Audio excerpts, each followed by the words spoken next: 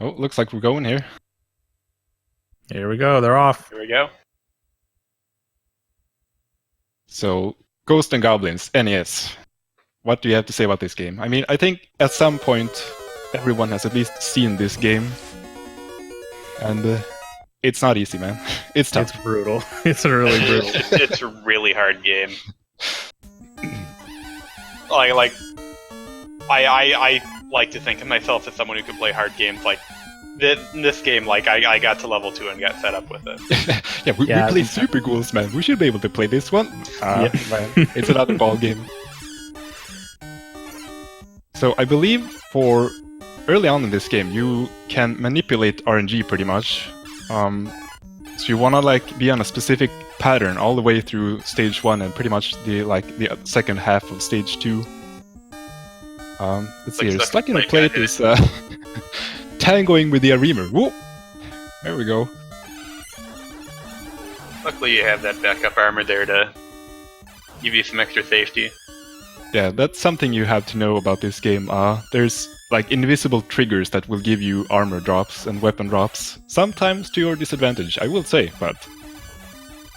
So, Wiz is facing off with the unicorn and he just dispatches of him really quickly, so let's watch that again on Stuck in a Plate here. Yep, just shoot him down. So that's an important tech for Ghosts and Goblins, I believe.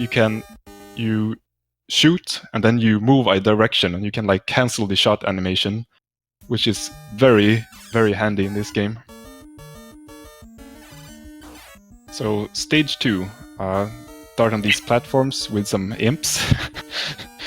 and even though it looks like Wither ahead, like Stuck in a Plate is a little bit further behind because of delay, so they're actually tied at this point.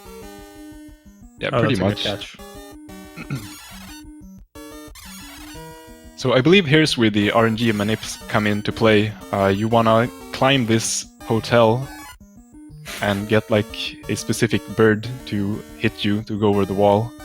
But Wiz has already taken a hit, but there's a backup armor on the left side of the building here, so... Oh! Got hit by Sorry, Wiz. Just cursed him in. Looked like an accident. Stuck in a Plate gets the correct bird pattern and just escapes the hotel on the... What's going on over there on Wiz's screen? Okay, well... We're back. looks like it's fine. Let's just keep going. So Stuck in a Plate is gonna be navigating these platforms here. It's actually a lot easier than it looks, I believe, because you can just walk off the platform if you so wish to just land on the next one. And meanwhile, the hotel where Wiz is harder than it looks. This is an intensely hard part of the game. Yeah. So the trick here, for the second boss is 2 unicorns. The trick here, you want to fight them one at a time. You can like activate them one at a time, so make it a bit easier for yourself there.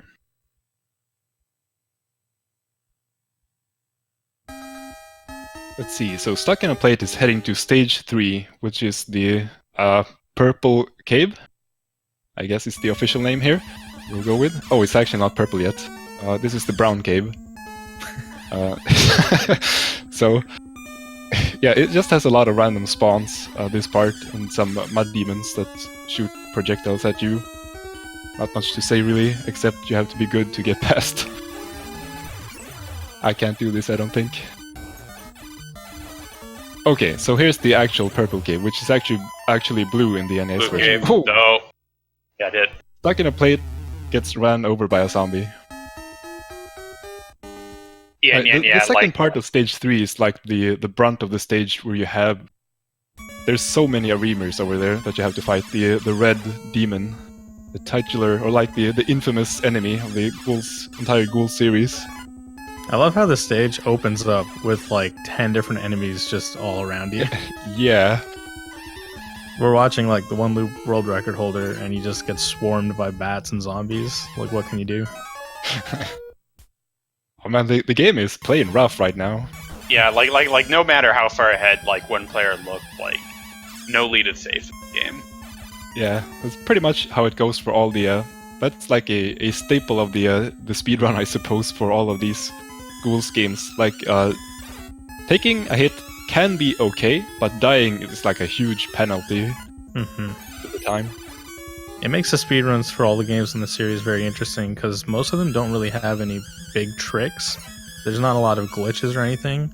Right. So the speedruns are not really full of exploits. It's more like just really clean gameplay.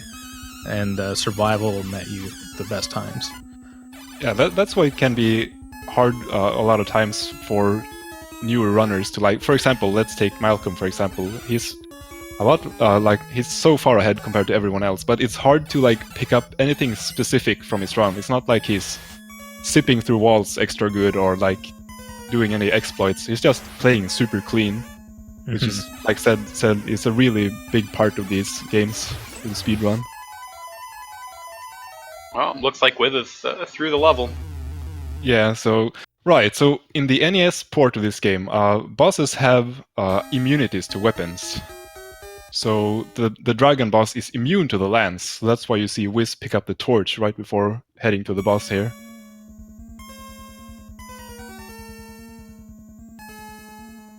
So we're on to the eyeball platform stage for Wiz. These platforms are actually very annoying, I will say. So yeah, speaking of the annoying platforms, I know that this is not the greatest port, like from the arcade version of this game, and I haven't played this too much, but I know that the movement is a little bit finicky compared to the arcade version, and I think that's where a lot of the frustration comes from with this game, if I'm not incorrect. Yeah, I think you're right about that.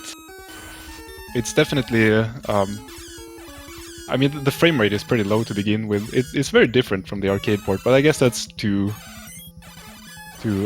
take account for when you port the game to the NES. The hardware is very different, but it can be done better, I suppose. But well, yeah, this is also like a really early title as well, right? It might be.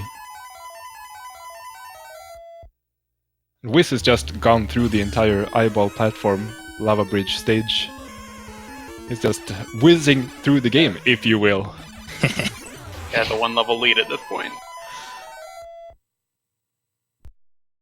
Okay, so we're on to these two final stages here. The tower stages where you're climbing up can be really tough. It looks like Wiz is going for a damage boost here. Yeah, just goes through the wall with the help of some burritos. Here the game tries to give you an axe here. Not only is the axe bad, but the boss is actually immune to the axe. So yeah, so it's an obstacle. It's even more hilarious when you like need the shield to finish like the last level, and it just keeps giving you other weapons. Right.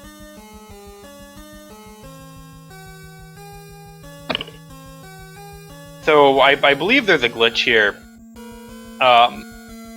where you can despawn all of the enemies in this section of the game. Yeah, it looks like it. Must be in the damage boost, perhaps. That Wiz did. Yeah, I think that has to do with it. I don't remember exactly how it works, but I think this climb is actually really tough otherwise. With the here's Satan. Maximum number is right. And another thing I think is possible with that glitch is that if you do it wrong, if you like don't kill the right number of enemies at the start screen, you'll actually despawn from the platform. Oh, that's unfortunate. So you can't progress if you. Okay, so Wiz is on to the final climb here of the game. Alright, let's see if he damage boosts up here. Yeah, it looks like it. Looking for it. Don't have to fight the unicorn that way. So at this point, I believe you want to kill this dragon and pick up the shield here. Yeah, he does. So the shield is needed to complete the game, basically, like Sam said. It's also a very good weapon to begin with. Like it negates projectiles. Yeah, I believe you can use that to do some cheesy strat against the double Satan fight coming up. And usually you think of a shield as like a defensive thing that can take hits, but in this game it's just another weapon. Yeah. Stuck in a Plate is keeping on going here. He's climbing the tower here. Should be scot-free in this stage, I suppose, because there's no enemies. Oh. Wiz gets jumped by the skeleton, yeah. Mr. Skelly himself, and the Reamer at the same time. Yeah, now Stuck in a Plate might have a little bit of time to catch up.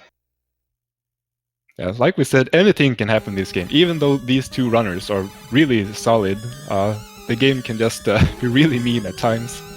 So we gotta be careful at all times. This is probably the most notorious game, not only the game, but also this port in particular, of the whole series for how sadistic it is. Right. Oh, Wiz is picking up the second shield. It actually doesn't do anything extra. It's just one shield.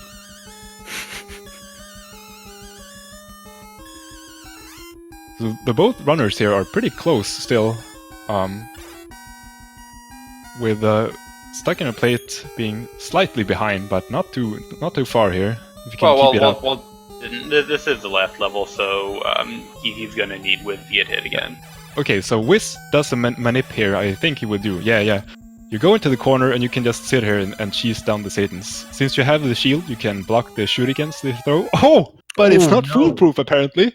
They find the angle. Damn. Hey, wait, what's going on here? Stuck in a Plate is doing some kind of magical wall climb. Denied. Well, it looks like both players are about equal here. Well then.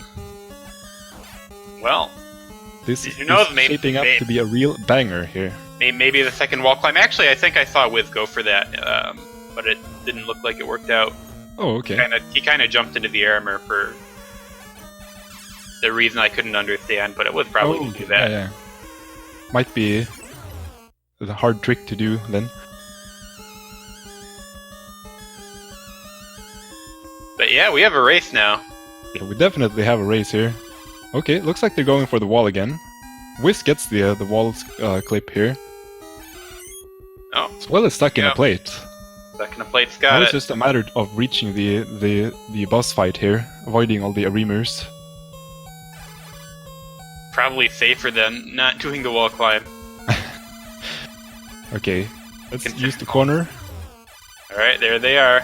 Oh, it's so close, man! Oh, it's like on the same frame, dude. I think Stuck in a Plate has the got lead. it. Yeah, Stuck in a Plate has the lead though, since his timer is earlier, but Stuck in a Plate has some delay. The show, it's super duper close, guys. He's further ahead than he looks.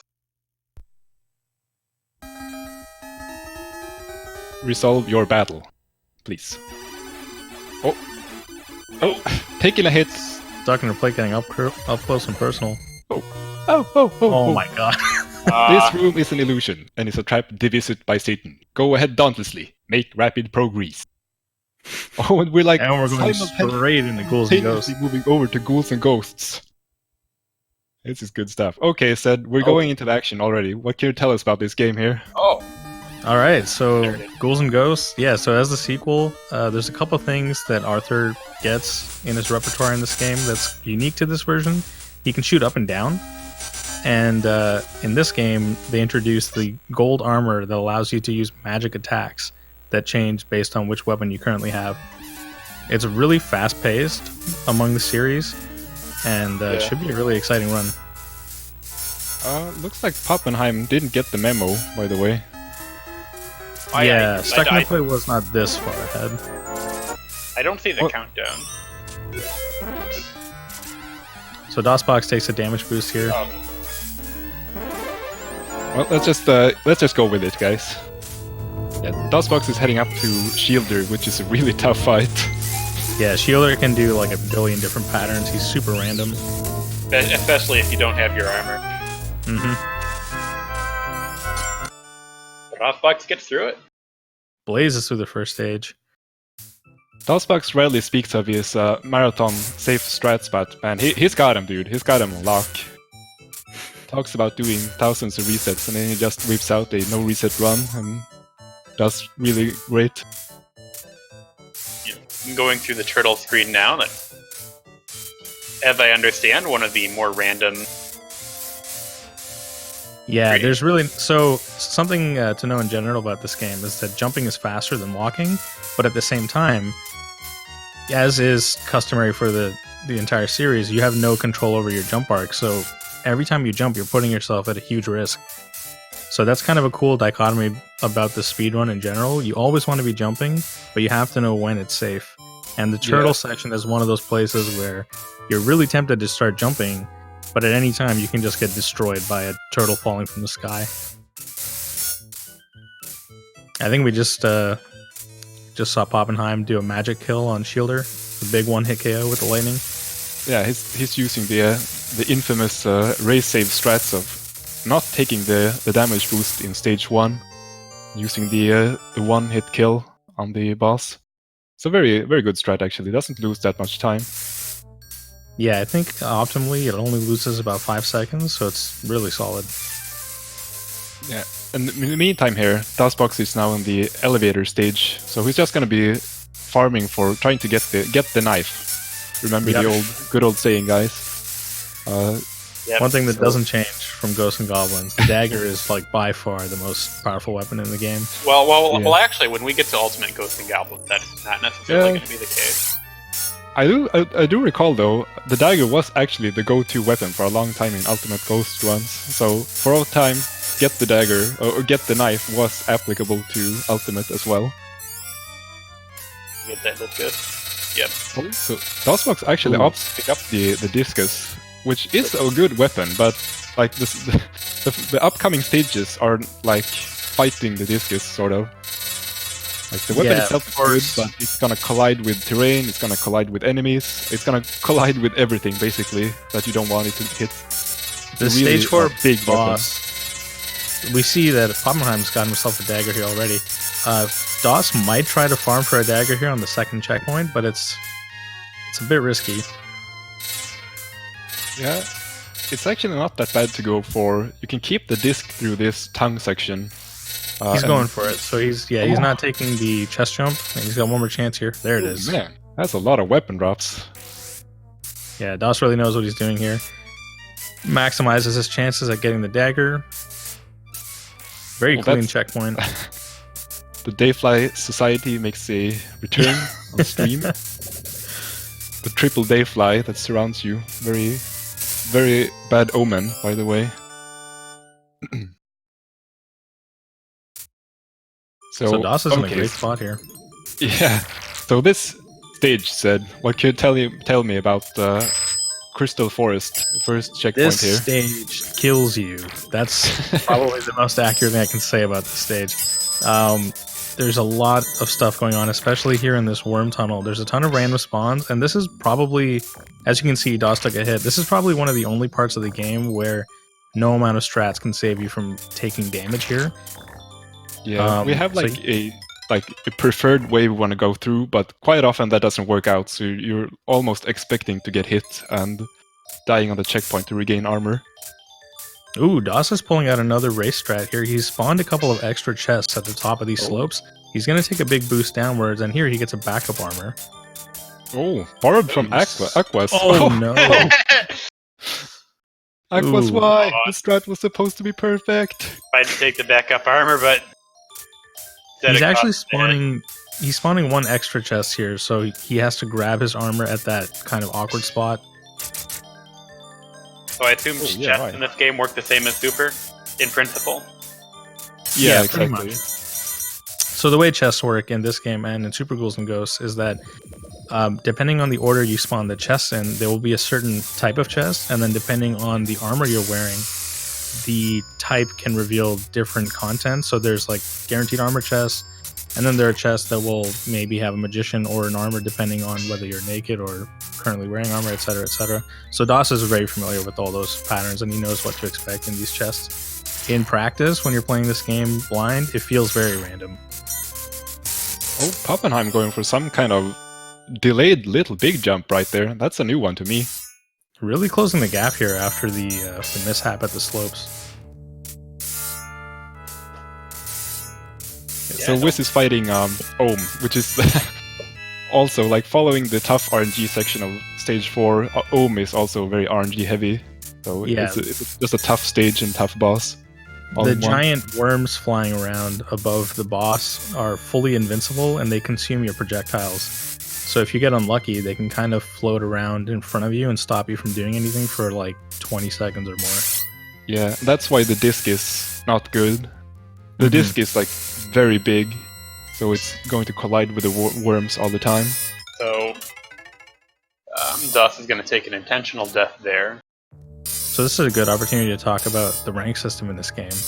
The way this game has a dynamic difficulty system, and basically for as long as you're alive, the game is becoming slowly more and more difficult. The difficulty setting affects things like the speed that enemies run at and like how often they shoot projectiles and stuff like that. So taking the death on this checkpoint in stage 5 does 2 things for DOS. He gets to have his armor back so he can get gold armor for this little fight here. But also, if he doesn't take this death, there's an extra spawn on stage 1 in the second loop that interferes with his damage boost. Yeah, basically it sort of calms the game down, you know. You tell the game like, okay, you got me, man. You can just calm down now. Slow down. Easy. And as we can see in this game, like in most Ghouls and Ghosts games, Azeroth is like the last boss or one of them. In this game, there are 3 Azeroth. It's like they're a mini boss. Ooh, those Gasudo bodyguards. DOS fends them off. Gets a really good pattern on one cycle, even with just plain armor there.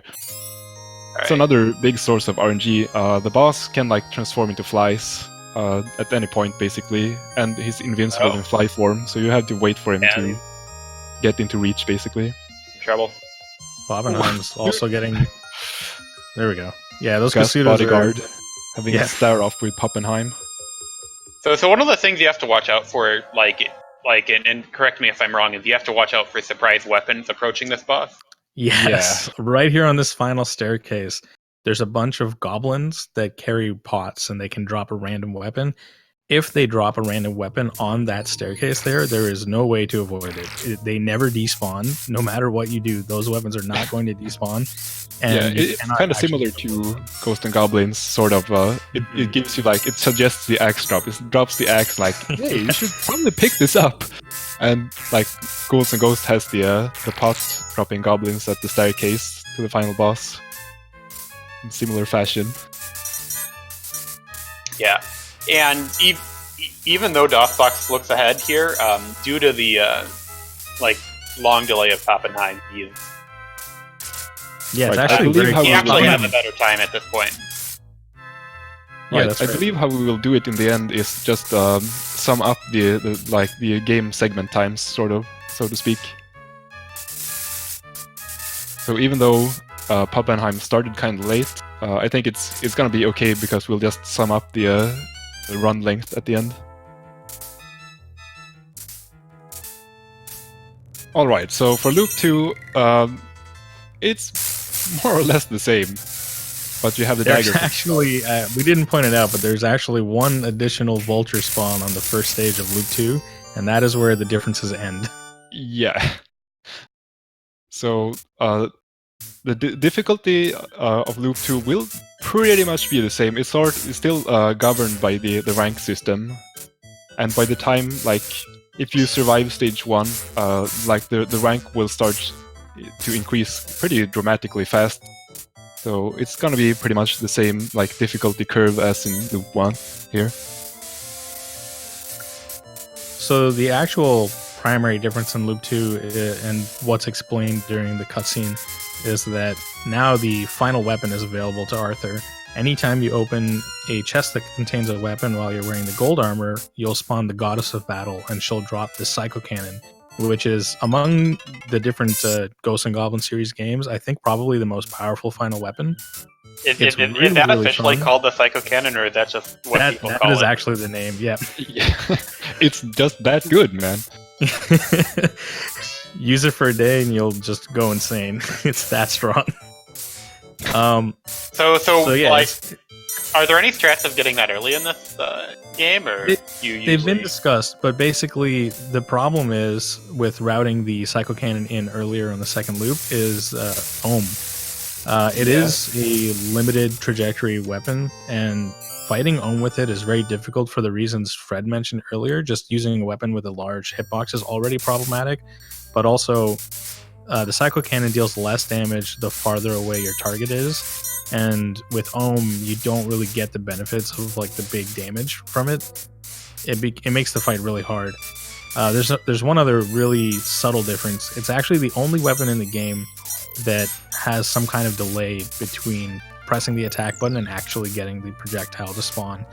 So with the randomness of this game and all of the random flying enemy spawns, it can be really dangerous to be holding the Psycho Cannon because you have less time to actually react and defend yourself with an attack. That's will do here. It might actually not be a bad there we go! It's in! We've got it! Yeah, he accidentally got a disc weapon, so he opts to switch to the Psycho Cannon. I guess for this reason, actually. I was just about to say, the Psycho Cannon has an extremely high chance of dropping a dagger if you hold it. So, you guys got a little sneak peek there. We'll be seeing that again in Stage 5.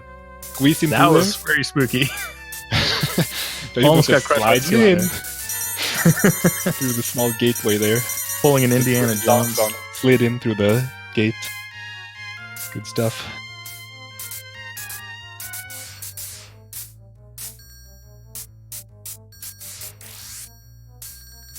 Okay, so DOSBox is just zooming through the tongue section here, which is, if anyone's played this game, any of the ports, you should know that this section is just really mean. It's absurd. Yeah. It's ridiculous to expect anyone at an arcade to actually survive through that area. Yeah. Poppenheim's doing really well for himself. He took a death here at the checkpoint, and he's going to be playing a lower rank, Stage 4, which can be pretty rough with all of these skeletons. As you can see, DOS got trapped there. Looks like we got some... It's freezing a bit here on the stream, but I think we can we can still see what's going on, I hope, here. Yeah, we're getting freezing here and there. Looks like DOS is going to make it to the checkpoint. He's going to take a death here again, so he can boost through the slopes. Yeah, anytime you manage to get through Stage 4, like the first half of Stage 4, in one go, it's really good for a race setting. He took damage, so he's going to have to take the intended path down, which is a little bit treacherous. There are these snake spawns that kind of spawn under your feet, and it's tough to deal with them because you can't really jump in some places either. Meanwhile, Poppenheim gets the game over there. Has to put in another crediting machine. Oh! Whoa! And DOSBox just jumping into the spikes, man. Yeah, the normal route down is not something I think he's used to doing. So Poppenheim pulls ahead here on the stream. Oh, Poppenheim again with the delayed little big jump. Yeah. Some special strats. Fortunately, we haven't seen any big dumps yet. Yeah. Oh, that's a really infamous ohm pattern. Those worms are both fully invincible, and them spawning on both sides of you like that is totally random. Really unfortunate for Poppenheim. The Arthur sandwich, unfortunately. Yeah. And that's where the backup armor actually comes in really handy. Like, you can take that one hit. Usually, if you can take one hit, if you can survive one hit on ohm, you'll usually make it through. That's all you need. Yeah, the first two intestines, we start from the middle because the first two intestines you kind of get safe kills on. There's one intestine that you really got to fight for, and then once you make it to the end here, as you see Poppenheim fighting from the right side, this area is totally safe. Oh, nice. There we go. So here's back to the fighting multiple Areemers. And at this point in time, we want to pick up the bracelet here while we're fighting all the Areemers here. So now it's taking it pretty safe and killing them one at a time. Opening the Goddess Bracelet chest. Or the Psycho Cannon chest, I mean. Yep. So the Psycho Cannon actually gets upgraded while you're wearing the gold armor. It doesn't have a magic ability that you can cast, but while you have the gold armor, it flies faster and further, and it destroys projectiles. You can see he wipes that pig out with 2 hits. It's like absurdly powerful up close.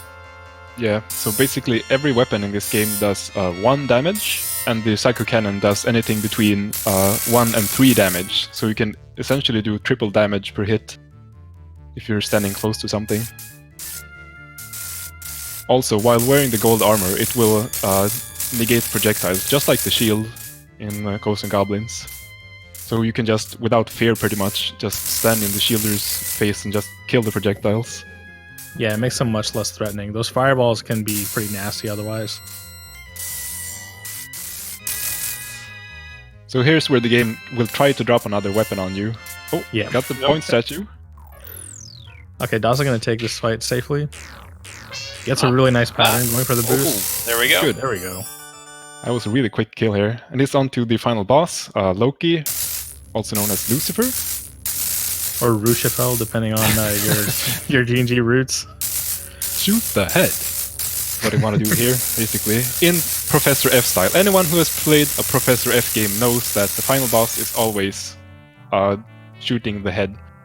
Like if you've played Mega Man X, that's also a Professor F game. So you know what I'm talking about. Dagran starting his Super Ghouls run. This is moving along real smoothly. Dagran is just... Dude, it's just He's going, off. man. Good stuff, man. Oh, let's see how Pappenheim gets out of a tight situation there.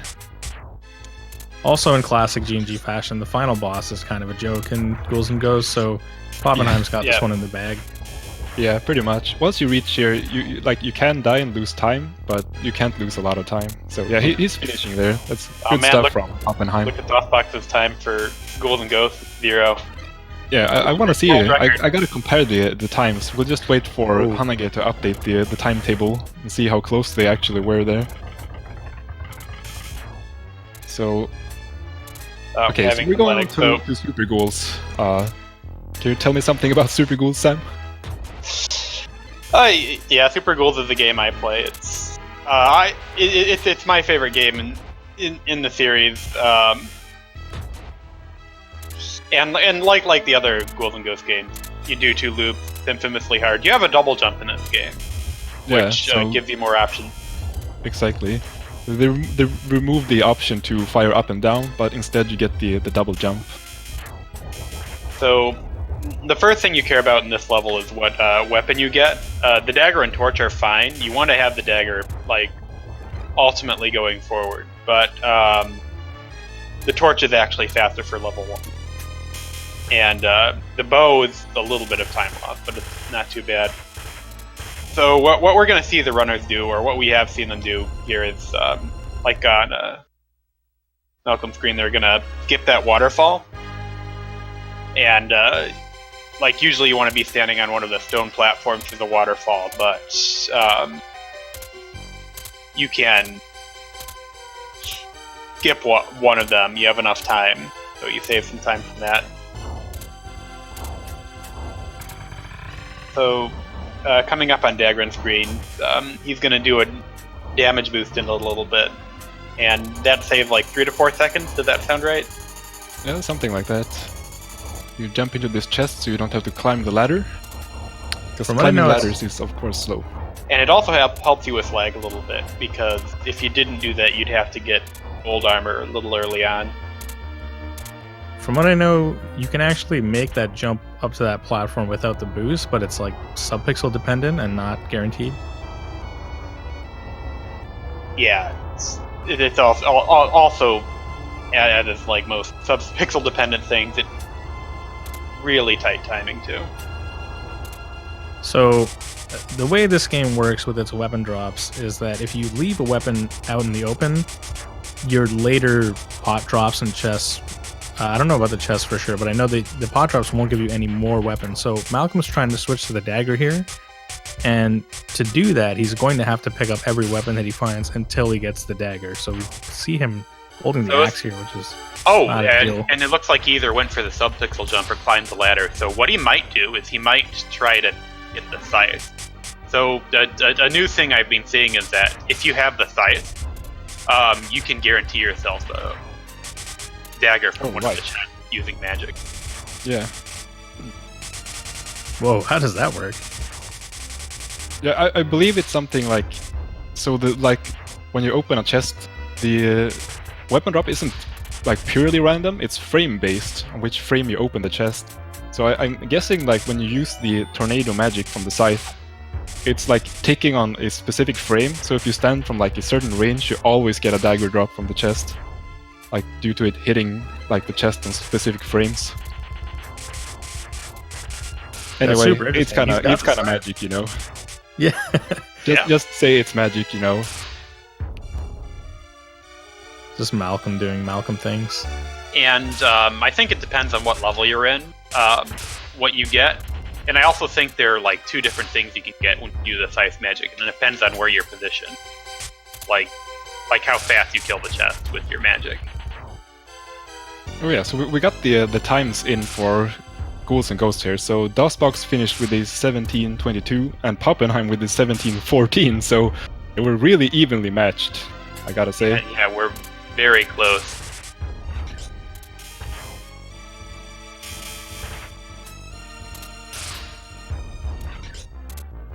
Let's see if we add those together, it's like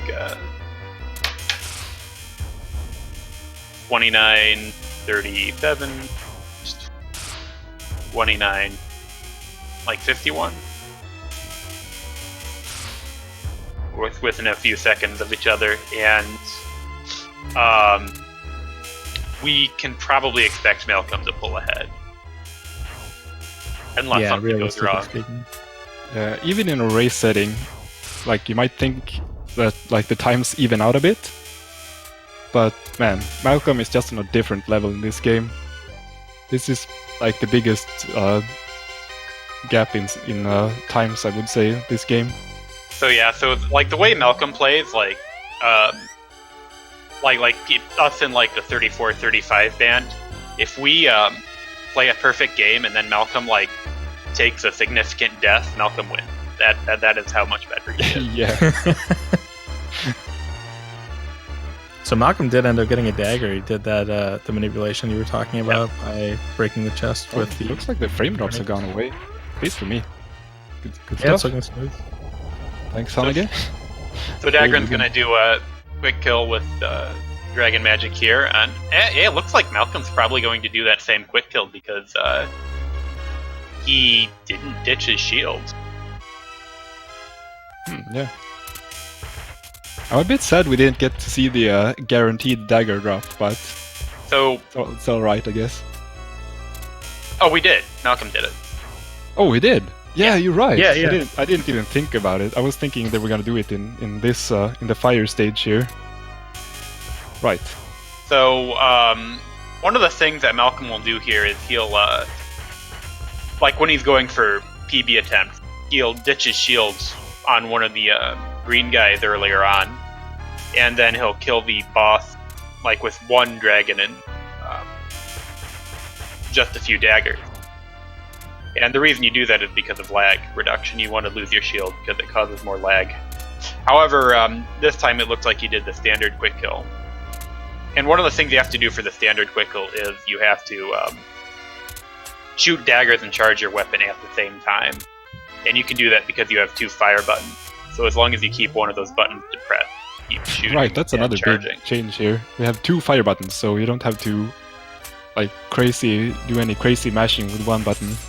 Unlike the Mega Drive port of Ghouls and Ghosts, where you get 2 jump buttons for some reason, which never comes in handy. This game has 2 fire buttons, which is really good actually. So let's see here. So Dagran is going on to the tower section. Now this section is pretty tough. You got a lot of spawning bats, like they're randomly spawning and targeting you. And to follow that up, you got the Goblin waterfall, so-called, which we'll be coming up to in a moment here. So yeah, and these statues can be a little treacherous. Like sometimes you shoot a dagger just a little bit above or a little bit below, or sometimes it even seems like it goes through with no damage at all, and you just jump right into them.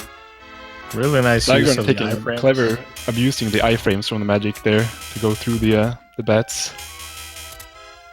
Okay, so here it really begins on the final like tower here, the tower spiraling downwards. There's gonna be dropping a lot of goblins, and it's just really tough to go fast. So I'm interested to see what Dagran does here. It's going pretty. So goblins spawn at that red line up there. So like one of the safer things to do is to be at the red line and shoot. You can Dagran kill them. Oh wow! The big dump. I thought Malcolm might have gotten hit there. This is a really cool quick kill. So yeah, Dagran's going to use that platform to set up the quick kill. I feel like the dagger magic was created just for this quick kill. It's perfect. Yeah, it's amazing. Yeah. Well, the dagger magic's good for everything. Oh yeah, we should mention that. like one of the big differences between Ghouls and Ghosts in this game is that like the bosses are, for the most part, like they're not going to do anything because the dagger magic is so strong. So what we're probably going to see Malcolm do is he's not even going to use the platform to set up. And the reason he does it like this is because I love it. It's too sick. Yeah, like the quicker kill is easy. Yeah, it's quicker because you don't have to spend as much time walking toward the key. Yeah. Well, that's another like Malcolm only strat. Well, it's He not also Malcolm gets only. that one extra. A lot of people do it now.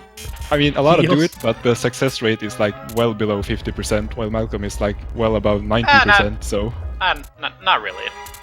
yeah, that's my experience with it. I watch a lot of You get streams. an audio so. cue, and Yeah, it's like 75%. just Malcolm things, basically.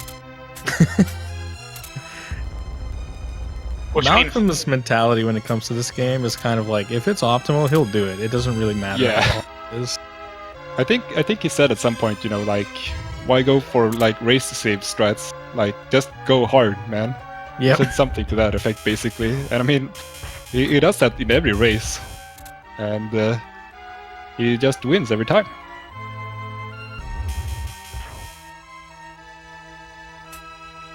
Oh no.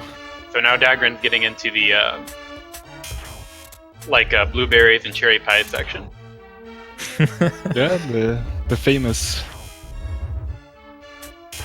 the Demon cobbler. fudge-covered cherry raft in the blueberry cave. And this section is frustrates casual players a lot because if you don't get those spouts to spawn on your terms, they can they can stay there longer than the platform goes. So Mhm. kind of have to get them to spawn at the right time. These frame drops might be pretty helpful to anyone watching with motion sickness. Nah, probably not. Probably makes it worse. Okay, so here's the most difficult boss in the game, by the way, the Hydra. And Yeah, there he goes. yeah, Dagron is just done with the Hydra. So let's move on to stage 5. So yeah, That time as long the as you frame have a weapon not- with like a piercing property, like the dagger, you can kill this boss extremely quickly because you can like hit the heads multiple times with one like Oh, dagger. Dagran's gonna do the magic glitch. So what you can do is like if you get your magic interrupted by certain obstacles, and like for the one Dagran did, you have to take damage.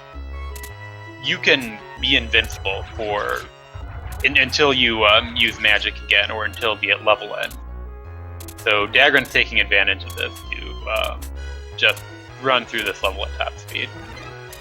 So unlike Yeah. Ghouls and Ghosts, in this game there's 3 levels of armors. So losing your armor is kind of a bigger penalty than it is in the prequel because it takes a bit more time to get yourself back up to gold armor, which is necessary for the bosses later on. Right.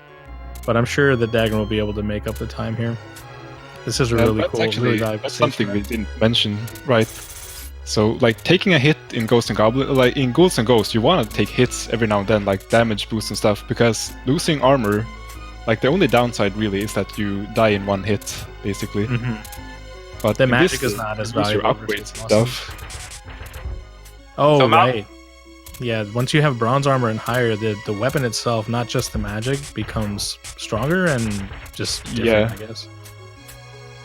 And that's So- part of the reason why Malcolm's not going to do this glitch. Like, it doesn't matter much for this level. However, for the level after this, you're going to want to have... Or not even the level after. The last level, you're going to want to have gold armor. Because that'll speed you up. Also, for as much as we've been talking about how much of a beast Malcolm is, Dagran's keeping up a really good pace. Yeah, Yeah, Dagran this hasn't is made probably any like mistakes PD yet. pace for Dagron, honestly. Wait, I don't remember actually how it went early on in the game, but it's a really good pace in any case. Yeah, Dagran can totally PB from here. So yeah, so Dagron entered this stage without gold armor, and you don't really want to do that. Or like, you have to fight a lot of Arimers to get back armor, which is really slow and problematic. So we can do a damage boost of the genie to basically skip the entire stage 6 there. This stage is kind of like a like a gatekeeper stage, I guess, for many. Like, there's so many Areemers you have to fight. Like, I guess what most people would do would like hope for a crossbow drop, so you can like shoot upwards at the Areemers and hope for the best. It's just tough. Dagran has to take a long walk to the key. He's still on a very good pace. So let's see here. So Malcolm's coming up again, also to another bout with Astaroth, back from the earlier games here again. It's always back, man. Oh, and there he goes. Yeah, so you can see like the dagger magic trivializes a lot of bosses. So this is where Malcolm's going to make back some of his time after Dagran took the invincibility strat. Yeah. He'll have an easier like, time. It just so happens that the daggers has so many good properties you want. Like, it's piercing and it goes through walls. So if there's an enemy in the wall, you can still kill it with the piercing daggers. And not to mention that the fact that you can shoot 3 of them at the same time and as fast as you can press the button, and they don't do that much less damage than everything else. Yeah, it's just ridiculously better. So here's sort of the tribute to Shield Your Battle arena. They both get through it pretty easily. Oh, and you see already here, Malcolm's like catching up since he didn't have to recover back to gold armor.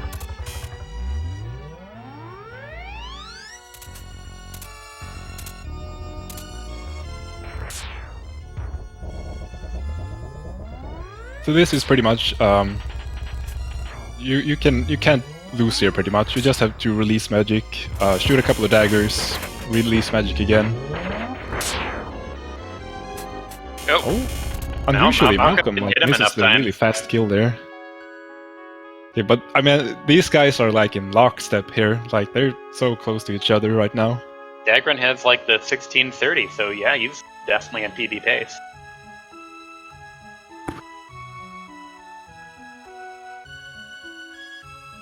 So, here we just take a breather, man. Yeah, quick break. This is a really tense game. Action. Can we get a loose translation on what Prin's telling our heroes right now? Yeah. She's happy you made it, but not even you can beat Sardius without the bracelet. Unless you use the level. Unless you use the level select glitch, in which case you can beat him with the lance. Go right ahead. Basically, you just kept talking in one long, incredibly unbroken sentence. Pretty much. So you have to go back to the beginning of the game to get it. Yeah. So I don't know how Arthur goes back to the beginning of the game. Maybe they don't explain the trip back. Yeah, maybe off screen you just go through and like kill a bunch of stuff. You don't get to play that game. It's like a backdoor, like a shoot down from the castle down to the graveyard. Well, like this world is actually circular. Yeah. Yeah. Arthur just doesn't think about heading back the other way. Hey, just head back up the trapdoor, Arthur. Well.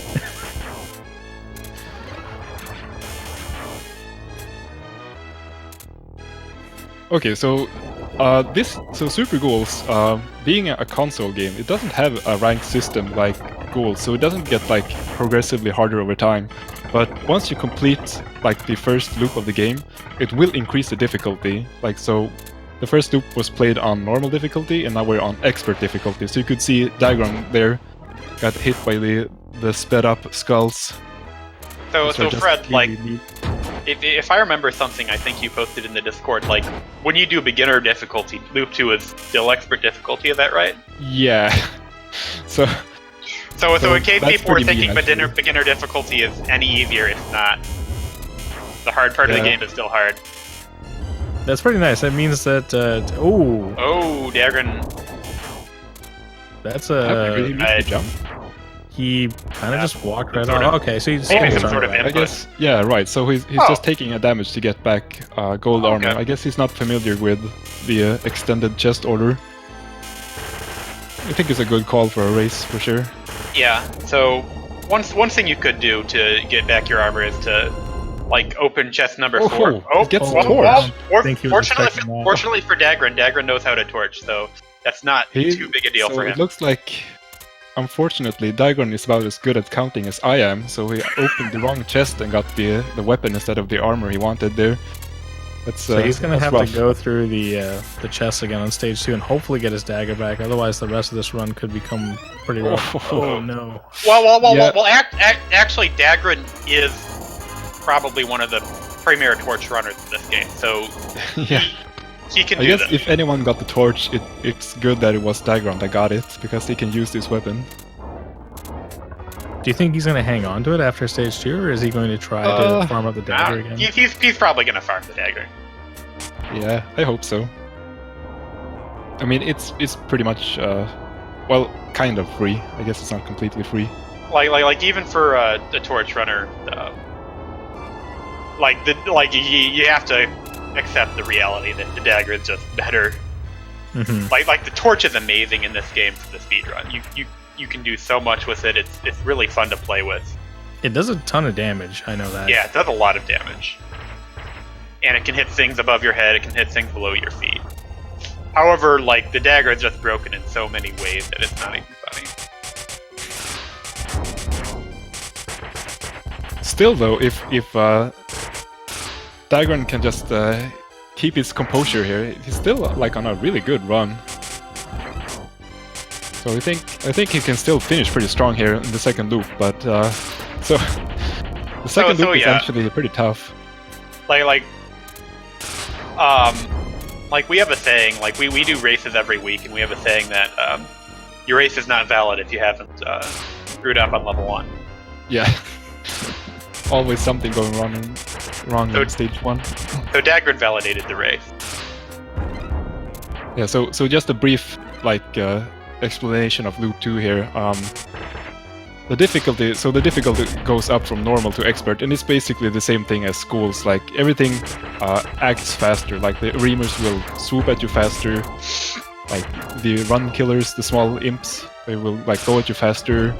Like more shots, that kind of stuff. So it's like not a huge difference. Like there's not more enemies, so to speak, but like you notice it after a while when running the game. Well, it depends on what you mean by no enemies. Like enemies spawn faster, you get more GPs. Yeah, but that's semantics. Like there's no more like extra enemy placements or anything. No. Basically, like the game functions the same, only like everything works faster, basically. Or in the case of the spout, lower in level 4. Yeah, so it just works against you, basically. Yeah.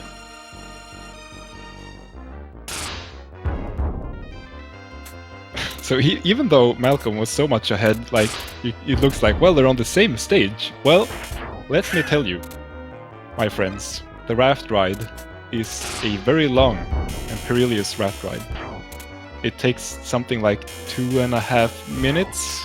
Ooh. Oh, it looks like Dagron's sticking with the torch. He's not doing the weapon grind. All right. So if he's comfortable with the torch, this is possibly safe. Because, like we were saying earlier, in order to actually farm another weapon here, you have to keep picking up everything you get. And if the last weapon you find is not what you want, then you're stuck with it. Yeah. So this is not. I can respect that choice. Like he doesn't want to get stuck with like the bow or some other bad weapon on the boss. He's saying, you know, like he knows how to work the torch, so he's just gonna face the boss that way.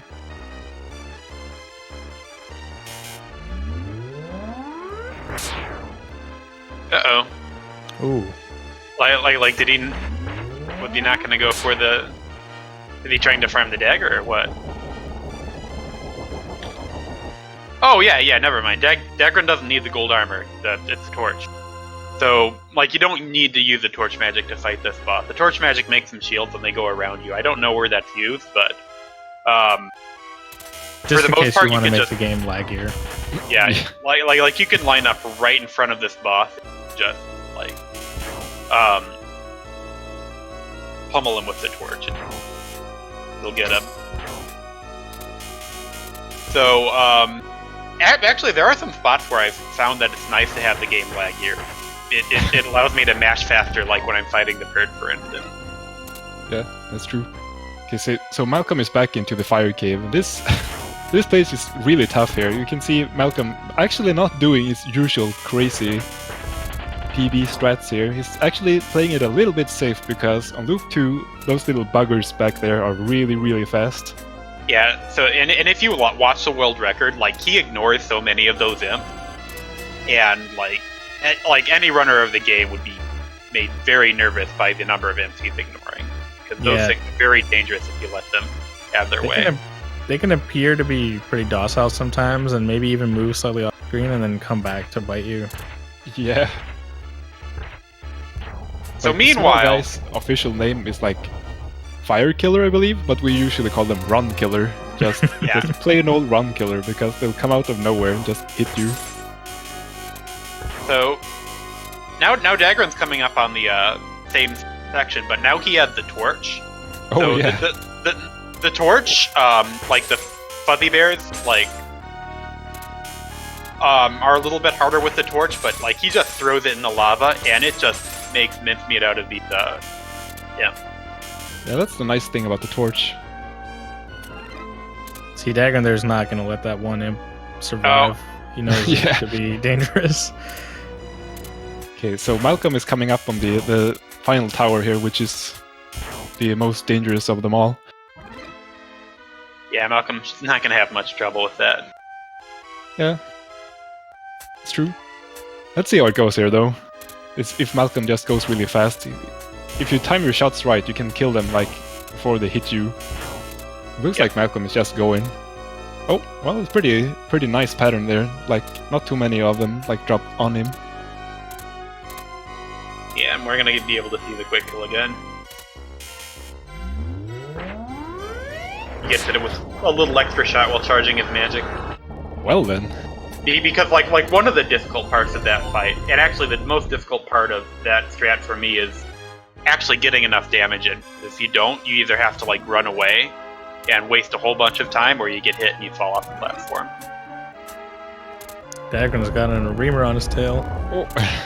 Yeah, that a reamer, it's possible for him to swoop and hit Dagron. However, like if he keeps it off screen like that, it'll keep getting pulled by the screen. That's actually a big difference it. from Loop 2. That's right. Like the Arimer can like think fast enough basically in Loop 2, so he can like dive for you while you're like pushing him off screen all the time. Looks like he's clear. So he's still on a really good pace as well, actually, but Malcolm's really showing his consistency in this run. He's made Dagger's virtually no opting mistakes. not to farm for the dagger actually on the towers. He's just sticking to the torch. Well, if you're not going to farm for the dagger on the well, it's not the same thing actually. Why would you farm on the Oh, is he farming? Why not? Oh, he just barely avoided stepping off the tower and falling like a rock, man. Yeah, and that's a real like fear in some of these places, especially like when the bats like give you interesting patterns and you try to like panic jump over them or something, and you were like, "Oops, I fall off the edge because of that." I'm surprised Dagron's not going for a gold armor here, because I feel like this magic would actually be useful against this boss. Well, it does cause a lot of lag, and I think it is used. It does do damage, but apparently Dagron doesn't think so. Wow. And yeah, he kills it really quick, so I don't think it would have been worth it. Nice. Yeah, dude, Dagron's got the torch strats on lock, man. And like as far as like what a good time in this game is, like a good race time for like most top players is like 2 or 3 minutes below their PB. So you're expected to die. Missed what led up to that, but Malcolm got hit by the swaying gas right there. Yeah, he won't have the piercing daggers anymore. Yeah. So you're gonna see Malcolm against this Hydra. It's gonna be nowhere near as fast with the yeah, without a piercing weapon, it's just really slow. Upgraded dagger, like it can like it's about twice as slow, and that's only if the Hydra gives you the best possible pattern. If it doesn't give you a good pattern, it's like 3 times as slow. So this gives Dagron a bit of time to catch up here. Probably 15 seconds of time lost for Malcolm. We've been talking about Dagger and potentially farming up the Dagger, but one thing we haven't mentioned is that at any time now, he could go for the bracelet now that he's on the second loop. That is true. Is that something that people have explored for this run? It's what the task does. I think most of the time for like a human player, just keeping the dagger is pretty much the best option because like the dagger magic is so like consistent basically. Mm-hmm. But even though the bracelet, so the bracelet in this game, it's pretty much the same thing as the Psycho Cannon from Ghouls and Ghosts, except it's been toned down. Like you can only have one on screen and it lags as well. So, yeah. Only getting one is really the big difference. Yeah. That's actually the same thing. Anyone who's played the game and seen the upgraded lance, it's actually not that great because like the normal lance, you have 2 lances, so you can like cover yourself pretty good, but if you upgrade it, you only have 1 lance, which can pose some problems, I think. So, with the bracelet, the bracelet is still pretty strong, but yeah. Yeah, a lot of people don't like it because it has a limited range and it doesn't do very much damage at super long range. However, it also has a very wide hitbox, and when you're close, it does a lot of damage. So there are a lot of really fun things you can do with it. Yeah. Oh, going for the ultimate lag strat here. Throwing torches, torch magic at the Hydra. See ya frames. Although it was pretty fast actually. It was a pretty legit kill, I have to say. That was. Dagger really knows what he's doing with this thing. You guys were not kidding. So, do you guys think he's going to go for this invincibility again? It looks like definitely. What? No. Oh, he should have. Oh, yeah, no. I think he wanted to. Like I would have thought he would do it with the torch because, like, that is a standard strat.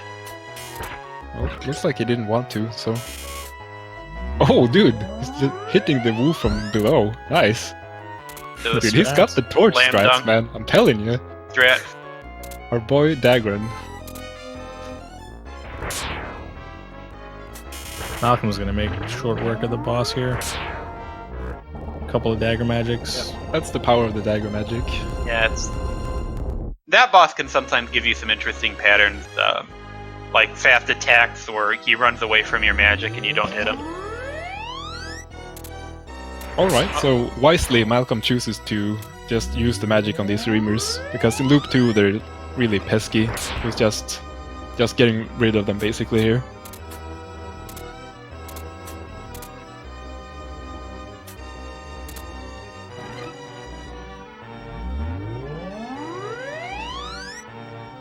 I mean, Dagran is still going, man. He got through the ice cave, so that's basically the tough part of this stage. And he's gonna take an intentional death there. That's going to get his armor back. As well as defund the Red Reamer. Malcolm's coming up on the final stage here. So we should see an end to this pretty soon. Yeah, so now's the time when, like, we're back. We have traveled around the world, even though the world was like circle shaped. We went all the way around, and we're gonna get the bracelet on the very final stage here now. Oh, so one thing I wanted to mention that I didn't. So, like, in the initial cutscene, you see a character, like, he's kind of like a fuzzy armor Satan. Like, he's in like a Ghosts and Goblins. You don't ever see him again. Like, he's just in the opening cutscene. Shows up.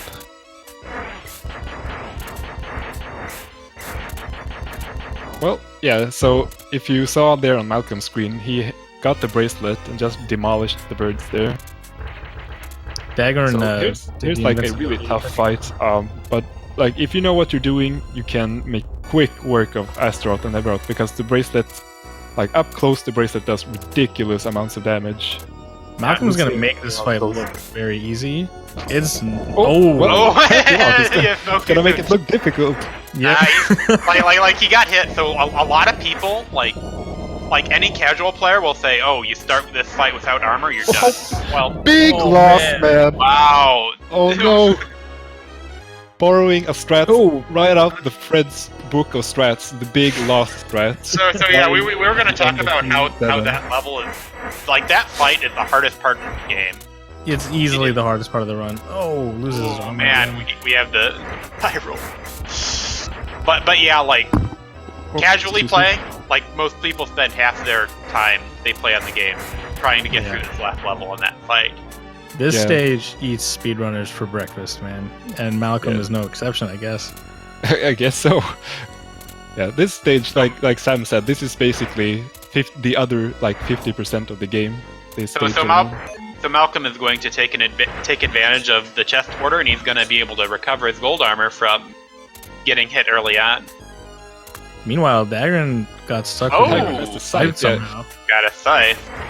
Unfortunately, the torch is not very good against Astaroth. Like, the limited range really hurts.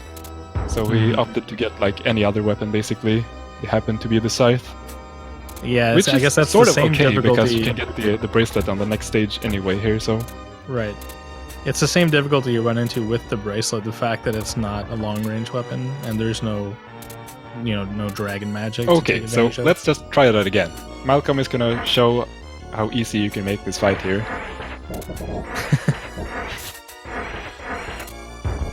So he's crouching by his feet. He wants him to shoot his fire at it. Ooh, never mind, actually. This fight is actually impossible, guys. Never mind me. he wants him to shoot his fire at a downward angle. It's never been done, by the way. We're gonna see. And he can't walk into you when you're crouching. So this next boss is usually a lot safer than Astaroth because he has a limited range with his fire. If you're speedrunning and trying to be aggressive, you can outsmart yourself. You can outsmart yourself sometimes, but if you just want to get through the fight, it's very, very easy to just get through the fight. Yeah, so comparatively to Astaroth. Taking a hit on Neberoth and Astaroth is actually a big deal because, like, you get longer range with the gold armor, so if you take a hit, your range significantly decreases, which is a big problem. Dagran showing off the shield magic, or not the shield magic, the bow magic. Malcolm takes a hit because he hasn't learned the Fred strats yet, I see. Well, that's unfortunate. But yeah, so Malcolm got a really bad pattern from the final boss, and it's just really tough to work with, so he took a hit there. Should have just getting another one here. Boxes. Oh. Opting to not go for the recently found Fred Telio combination strats. I guess even gods can't learn strats instantly. And there he goes. So we're gonna stop the timer when the princess lands here.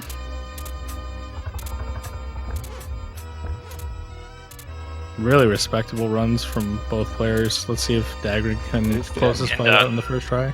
36-39. It's an excellent time to have. Yeah, it's a strong race performance. Here Dagran goes. Let's hope he does pretty well on the Astaroth. Jumps the laser. Oh, yeah, looks like Astaroth should be pretty dead. There he goes. So I guess Dagran actually shows us look. how to do this really fast. And you're going to try to get as close as you can with the bracelet because it deals more damage when you're close. So you see him like jumping toward him or trying to start close. Meanwhile, we have, of course, for Team Japan, we have Midri of Fish, also known as Yamanaru, starting up Ultimate Ghosts and Goblins here. The first race showing of this game, I'm pretty sure. So it's going to be exciting here what's going on. So a couple main systems differences with Ultimate Ghosts and Goblins. From what I know, you can cast magic abilities with any armor, including the steel armor. Yeah. And your magic ability is now separate from the weapon you're holding. And there are some other pickups in this game. You can get various shields, and there are some power upgrades. And Midria Fish has both power-ups here. And they're going to be, I think the runners are going to be wanting to find the fireball magic. It's just a big Hadouken. And eventually, that's the hidden weapon. It's super powerful. Yeah, so a couple of things to mention here, reading on the chat. Apparently, Midria Fish won't use a timer. It doesn't actually matter because we'll be using the in-game timer for Ultimate Ghosts and Goblins, because of the big time differences for emulator and real hardware here. The in-game timer is still accurate, so that's what we're gonna go off instead of the real-time timer. And Aquas is off. It would be nice to have an in-game timer or, well, an on-stream timer that you can see. So as you can see, Aqua spawned the dagger, and he just didn't go for it. That's a departure from previous Ghouls and Ghosts games. Yeah. So pretty quickly here in stage 1, if we look at Aqua's screen, we're gonna see the improvements that Midria Fish brought over to Ultimate Ghosts and Goblins when he started running it.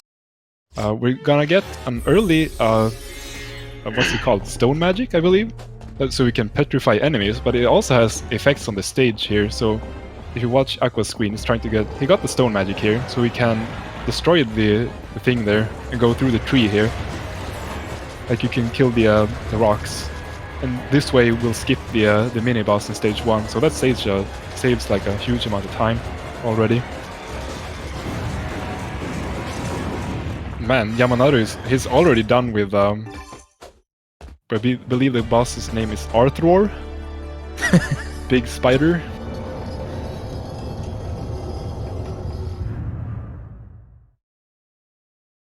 So this game doesn't lag very much, unlike Super Ghouls, which is nice.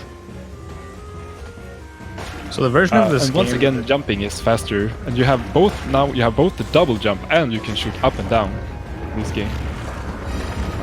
Living up to the ultimate namesake. Yeah, exactly. So for this stage, we can get a guaranteed weapon drop right here that Yamanaru, or I should say just Midrio Fish, I guess. He revealed a chest over here, which is going to be the electric whip. So now we're doing some Castlevania action here. And this the is electric whip is actually ridiculously strong. Yeah. I think it one-shots Red Reamers? Yeah, it's like 1 or 2 hits basically. It's just incredibly strong. And we also have a new armor here for the series, the Angel Armor, which lets you fly indefinitely, so it's pretty good.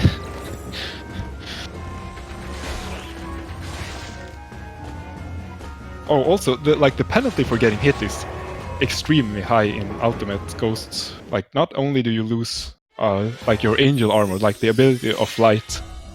You can see both players have a red-blue glow around them, and that's the POW upgrade that gives you the whip both longer reach and more damage. So if you lose the upgrade, your whip range suddenly becomes a lot shorter, which is pretty problematic. It's very punishing. Yeah. I know that there are some, as a backup for the Angel Armor, there's also a shield that gives you flight. Right, and yeah. I've seen Aquas take that as a backup a few times. Exactly.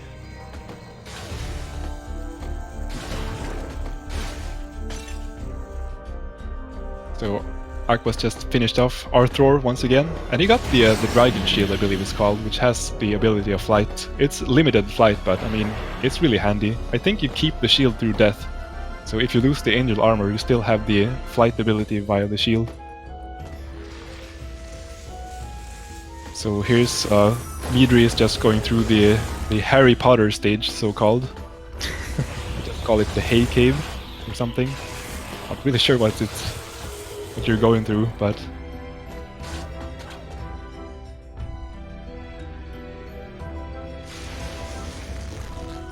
Awesome soundtrack in this game, by the way.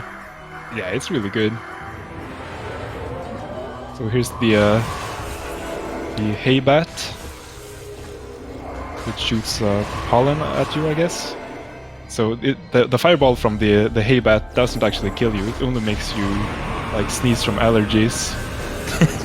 So you can take a hit and still survive it. So Aquas has got himself the whip now as well. So just a quick reminder there. If you watched Midri's screen, he got through the loading screen really fast, and that's because he's playing on emulator. So the real-time comparison won't be Midri will get ahead basically because of that, because of quick loading times. But we're gonna use the in-game timer at the end to get a accurate timing comparison.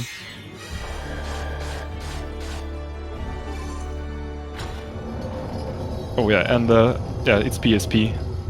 This is Ultimate Ghosts and Goblins, or more accurately, it's the Japanese version with there's like a Japanese-only revised edition that was released.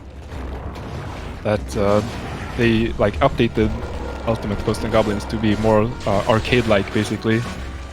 Yeah, I think there were some like almost RPG elements in the original release.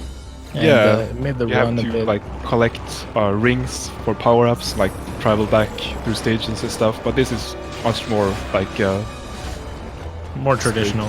Forward, yeah, more traditional. Unfortunately, as Fred said, the revised version was only released in Japan. Yeah, so we're like factually we're playing. It's called Goku Makaimura Kai. It's the sort of title, the Kai, like signifying the revised edition.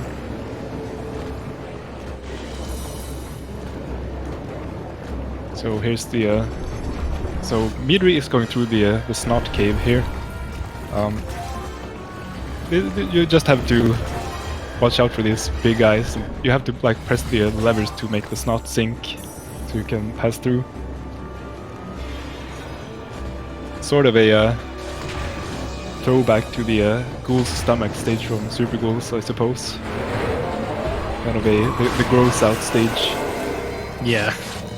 The scenery and the atmosphere in this game is pretty unique among the G&G games.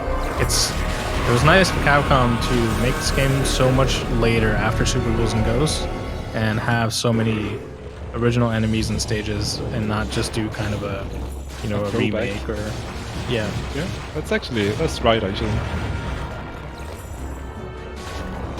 Yeah, this game has like great visuals actually. I think once you like sort of like get used to it being like made for the PSP system, like sort of like I'm not gonna say crappy, but low tech 3D graphics, I suppose.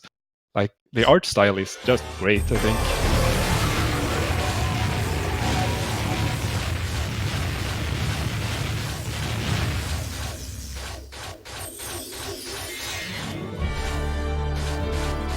So Aqua's going for the nice catch.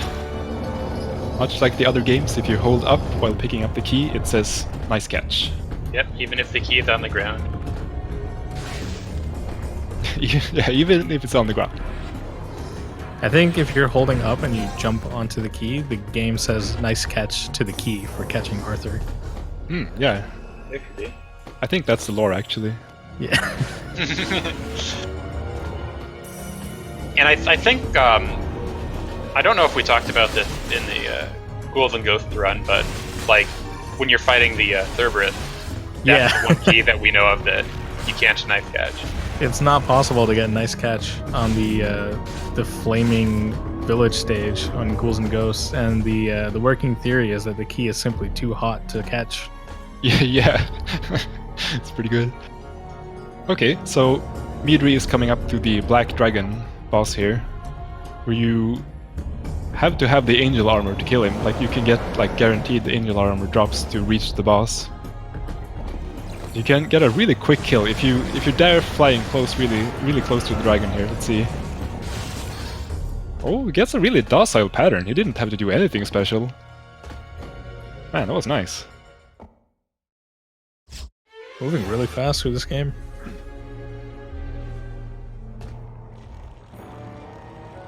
So here's the boss. I forgot the name of this one, actually, but yeah, it's some kind of parasite. Kind of reminds me of Beelzebub from D&D. Yeah, this is like a distant relative of both Beelzebub and Ohm. Man, and you can see there, like having the powered up electric whip just makes so short work of the bosses. So as long as, like, both of these guys are having a really good run, like, much like the other games, it's just really easy to take a hit. Like, once you do, you lose angel armor, you lose the power upgrade. Like, it's gonna be so much slower when you do. But they're keeping it together here. Yeah, as with any G&G game, consistency is the key to getting a good time. So this is like, this stage is just very difficult, the lava stage here. I think on loop 1 we can just pretty much, we have everything we want, so we can just keep going through here, unlike loop 2, but we'll discuss that later. For now it's just pretty much straightforward here. You just go through to the elevator section here, which is like an auto-scroller. So does this game have a super weapon like the other games do? Yes. On loop 2, you can find the Hadouken magic. I think it's, in English it's called the wave magic, but I believe it's like the same, like English or Japanese words, I guess. So it's just the Hadouken magic, which is more or less like the bracelet, but in magic form. So you can still have like the electric whip. You have the electric whip and you have the Hadouken. It's a really devastating combo. Yeah. I'd probably have to take back what I said about the Psycho Cannon being the strongest final weapon earlier, because the Hadouken is kind of ridiculous. I think also when you have your armor fully charged, like, I'm not sure exactly how the armor system works in this game, but I know that the Hadouken charges really fast if you have something like the Angel Armor. Yeah, that's right. It charges extremely fast, and I'm pretty sure it also, like, it eats or deflects projectiles. So, and it has some, like, interactions with the stage obstacles as well, so I think you can kill like the lava, the rising lava even. We'll get to that later, so.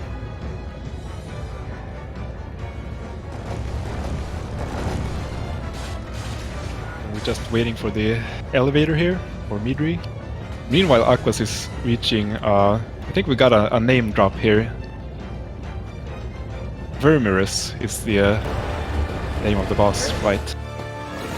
Aquas is just gonna climb up the disappearing platforms here, but it's not a problem since he has the angel armor. Even if the platforms disappear, he can just fly with the angel armor and finish the boss like that. So these goodies you get at the end of every stage, are those random? I believe there is like a sort of a fixed system to like what's gonna be in a pot. Mm-hmm. Like if you open a certain amount of pots, it's gonna be like a guaranteed shield, basically, and stuff like that. So, right. So Midri has arrived at the Looney Tunes spiral. I believe it's Looney Tunes with Sauron at the bottom. Yeah, like in the middle of Looney Tunes spiral, it's just Sauron, who has a couple of tickler hands that you have to kill to progress.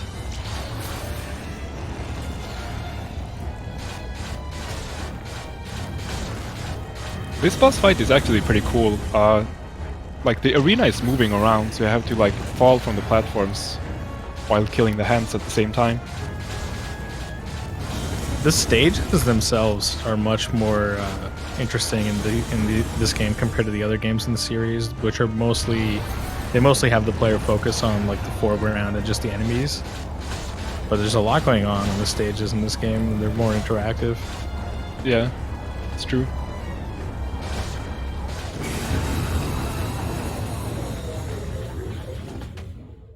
Oh, looks like, yeah. Midri, being from Team Japan, isn't completely familiar with the lore of Looney Tunes and just kills the whole cartoon. So, well, that's that. Meanwhile, Aquas is still waiting for the elevator to reach his final destination in the lava stage. If you guys were excited for Space Jam 2, you can blame Midri of Fish for that not coming out. Yeah. Rip. So this is like the so right here, Midri is gonna do like the next new strat. So you can see he shot the wall with the stone magic. That reveals like this shortcut that lets you skip like a boss. So that's like a big time save right there. You just move on to, this is like a boss gauntlet stage basically. Wait, so it's like that's a new strat? That looks like it's an intended part of the game. Yeah, it's pretty much, but no one had tried it. I mean, what? So the thing is, like we said, for a long time, Aquas was the sole runner of this game. So I mean, he had put in some time in this, but I mean, if you're just one runner, there's only so much you can find, basically. So when Midri entered the game, that's true. he realized, wait, you can use the stone magic on this, like both in stage 1 and like in the boss gauntlet to save a lot of time here. So what are they giving up for this new route? Like, what magic were they using before? Basically, they didn't have another magic, I think. Like, just the stock explosion magic, I would think, most of the time. On loop 2, you have to sort of juggle the Hadouken and the stone magic, but we'll get into that when they do. Like, as long as you have the electric whip with the power upgrade, like, you don't really need like a damaging magic, so like having the stone magic is okay, you know? Yeah, that makes sense. So once again, returning, never giving up, we have Sir Astaroth. Like, go into the darkness and it's like, wait, what's that? Is that 4 eyes? Who could that be? It's Giant Astaroth. This boss, man, I love this design, like the super big Astaroth. He gets progressively larger in each game. Yeah. Like in Ghosts, he's almost Arthur size. Yeah. Like in Ghouls and Super Ghouls, he's like twice the size of Arthur, and here he's just like massive. So yeah. Midri isn't very impressed though. Like the electric whip with power upgrade just makes the short work of the boss again.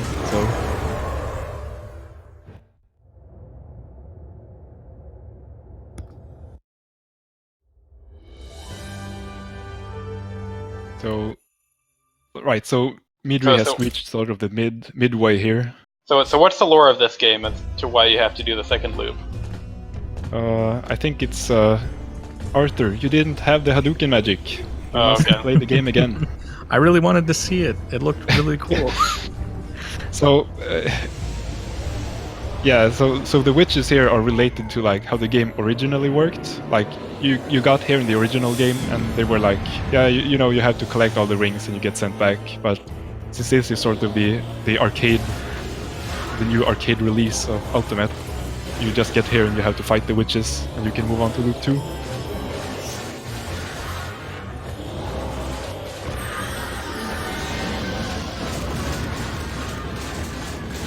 Yep, and he's done with loop 1. I don't think either of these players have made a mistake so far in this run. Yeah, I was just about to say, so it looks like Midri has like a pretty significant lead, but we have to take account that unfortunately the load times between Aquas's real hardware and Midri's emulator is pretty big. So like in real time it's gonna look like Midri is getting farther and farther ahead, but that's not exactly the truth. Both players take their first hits. Oh, man. At the same time. And another thing is... He's writing the script, guys. Is it you, sir? Midri does have a lead because of the lead Malcolm left him. Yeah. There's always that, too. Aquas is going to have to make up ground. So they've both got their... He knows the backup angel armor is stage 1 here. He had still the dragon shield, so he can fly and get it. There's also a power you can get here. If you stand on the stone, the blood magic, the blood there. So right here, now we have the Hadouken magic, but we want to get back the stone magic once again, so we can do the skip here. So here's sort of the first swap over to stone magic. Oh, unfortunate there. So the skeleton with the shield spawned, and he tossed his petrifying thing to destroy the rock, but the skeleton ate the petrifying magic. And meanwhile, he was going to optimize, gonna be smart to pick up the wave magic he got back there early, but yeah. He was unable to do the skip basically, so he has to fight this boss, which is very similar to the witch's fight.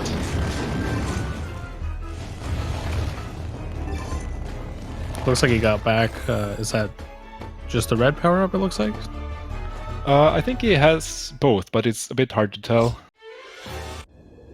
So I think the blue upgrade is what makes the whip longer. The red upgrade is giving it the damage, which is really cool. Like it has like a utility POW and a damage POW.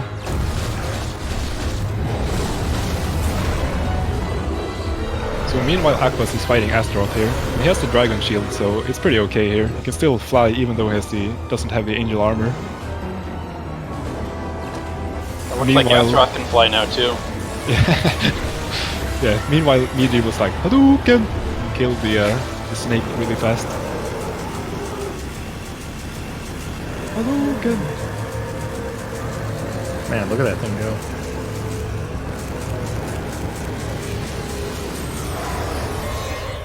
Yeah, so basically on loop 2 you want to get the Hadouken magic pretty fast because it's so strong, but at the same time you want to switch back to the rock magic so you can like skip the first boss. And that's where Midri's mistake was. He tried to open the passage and grab the wave magic at the same time, but he didn't manage to open the passage, so... But, I mean, it's still okay. Like, he hasn't done any major mistakes yet. Marcus is at 1926 at midway. Yeah, I think Midri was at something like 1918? I'm not actually sure. I do know he was at 19 something, so they're at least within the minute. Yeah, maybe it was 1812, yeah. Oh, 1812. Oh. It makes sense since Aquas took a death on Vermeerus. That's true.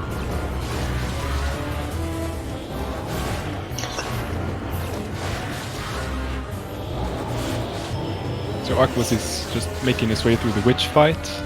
In the meantime, Midri is going through the wind stage again. You can see he's like making good use of the Hadouken magic, just throwing it all the time. I think the I'm pretty sure, don't quote me on this, but I think the Hadouken killed the tornado right there. Like it can interact with like stage hazards. I know that for sure, but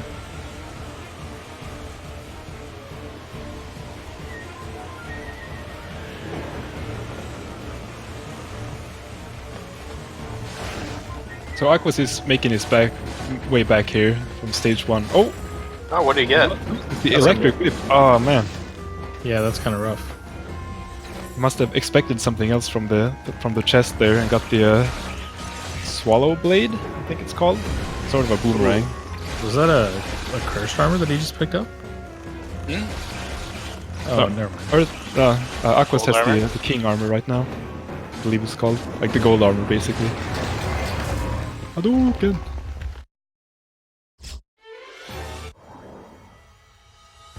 Well, it's nice we get to see some other weapons. Yeah, this game actually has... I think the weapons are... like at least in comparison to the earlier games, the weapons are actually fairly usable. Here. So like Aquas, unfortunately picks up... as I say that, unfortunately Aquas picks up the fire water here. Well, it looks like he picked it up on purpose. This is he jumped. He wanted to get the stone magic from the blue chest. Okay. Like jumped too far into the model. But at least this being Aquas, he has like massive experience with the fire water anyway. So I'm pretty sure he's fine here. Yeah. Yeah, Aquas plays with all the weapons on this game. That's kind of the Aqua special. In Ghouls and Ghosts, Super Ghouls and Ghosts, he's pretty experienced. He can do the run with basically any weapon and not really have many issues. Yeah. Additionally, for Ultimate, you have the Hadouken magic, so it's not the whole world. I mean, the Electro Whip is super good to have, but you still have the Hadouken magic at least. So Midri just dodging all the hay squids right there.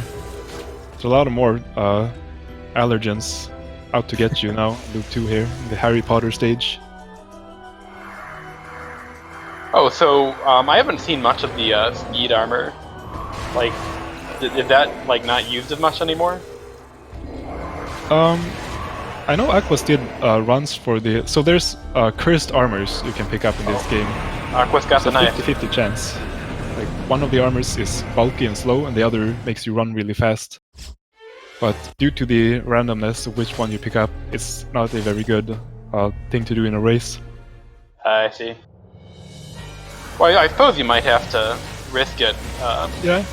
If you have no armor, you behind. might as well pick up the cursed armor and hope for the best that you get the run really fast armor. He can't fly, but running fast is always good, so... Yeah, and he's got the shield to depend on.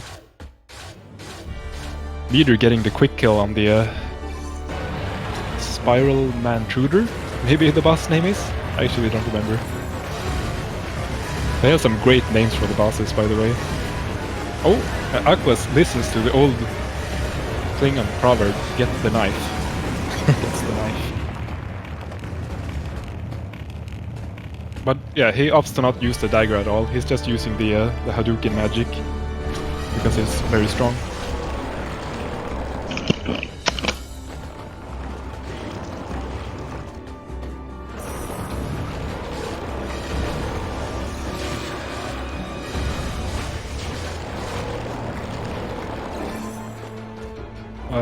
So right now, those who are not completely familiar with this game, Midri is in the lead right now, being about...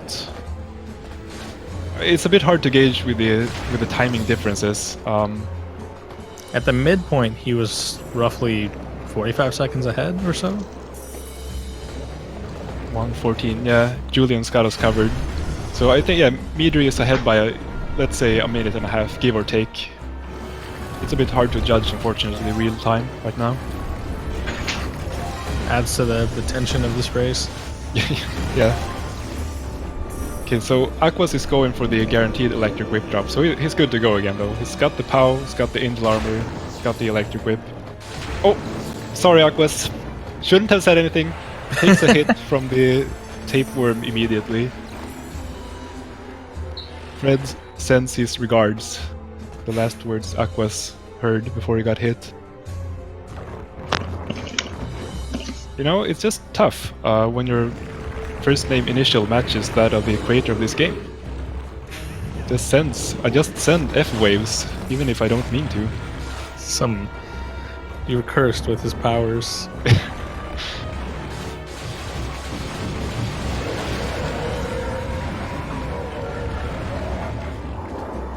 So like we were saying earlier... No.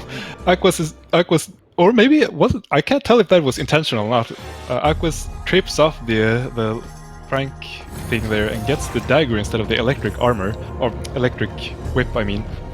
I'm going to think that's a miss, but I can't quite tell with this game what's intended. Oh, and he loses the Hadouken magic for the chest finding.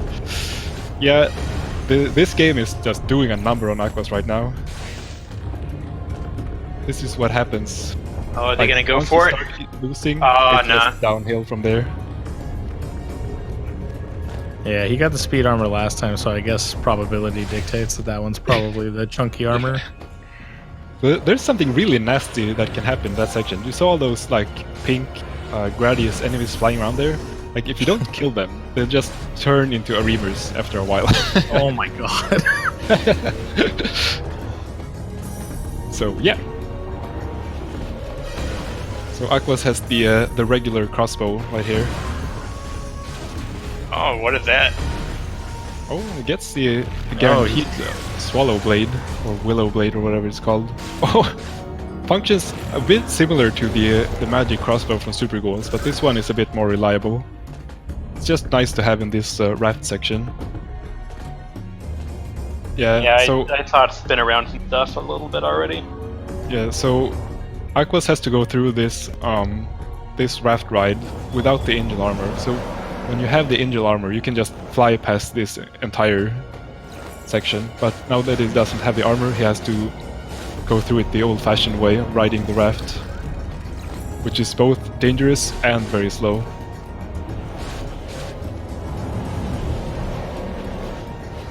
Meanwhile, Midri is heading some... Well, the dragon just noped out. Okay, so he gets the kill eventually on the black dragon there. The dragon didn't want to cooperate and flew away and stuff. Oh no!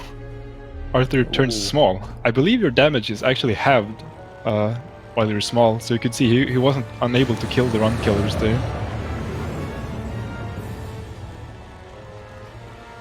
This is turning into a bit of a ultimate Ghosts and Goblins exhibition on Aquas' side of things. Yeah. showing off a lot of the items and some of the stage hazards.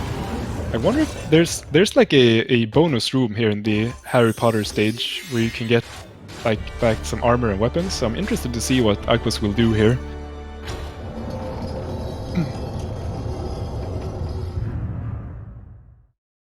Back to the lance. Lance here. Oh, and he also gets back the Hadouken magic, so that's very good. Good on Aqua surviving that section with the suboptimal loadout. Yeah, actually, yeah. That section, like the raft is actually really tough to survive.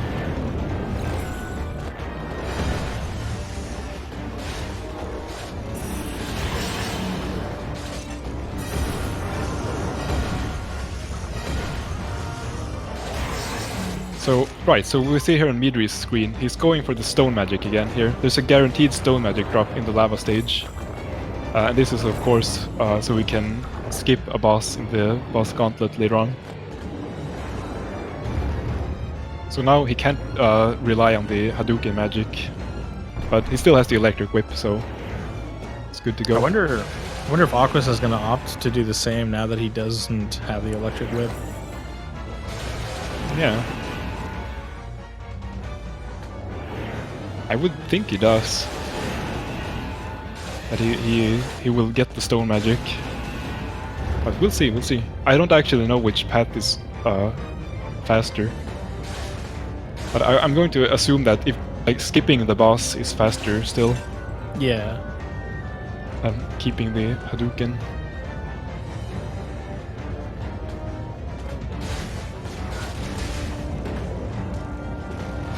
Oh, I just missed exactly what happened there, but Midori takes a hit in the auto-scroller. So he loses both his angel armor and the power upgrade right there. It's unfortunate. Yeah, without the Hadouken to rely on here as well, this could be big for Aquas. Yeah, dying on this elevator is pretty much like dying on the raft in Super Ghouls. It's just a big old loss, basically. Oh man, and right, he loses the power upgrade, so the electro whip has a really short reach now, so he has to get pretty close to hit enemies now.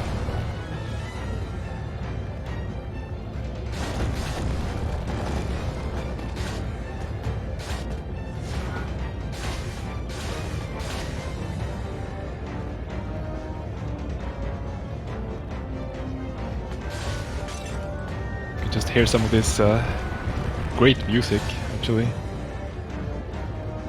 It's really tense, like you're riding up this slow elevator just waiting, and there's this like tense soundtrack going on in the background. Yeah, big like looming orchestral vibes. Oh. Okay, so he took a hit from the reamer, but it's all good. He used the iframes to make short work of the reamer there. Meanwhile, Aquas is still going. He's got the angel armor here, the Hadouken magic. It's looking pretty good. I think he can opt to get a power upgrade back here at this section. Let's see if he does that. Stun on the switch to lower the snot. Let's see. Oh, it looks like he opts to not get the power upgrade, or getting something here. Oh, okay. Nice. I didn't realize there was a power in that thing. That just shows how much knowledge these guys have about the game. What you otherwise can do is you can kill those the golem monsters there for like a blue power and a red power upgrade. But Aquas knew there was a like full power upgrade in one of the obstacles there. Oh, hitting the bottom of that platform. I think he missed a jump input earlier. Yeah. That's gonna cost him. He lost the angel armor and the power upgrade. Rough. He still has the dragon shield though, and the Hadouken, so I mean all is not lost here. He can still get a lot of use of the Hadouken magic and fly still, so.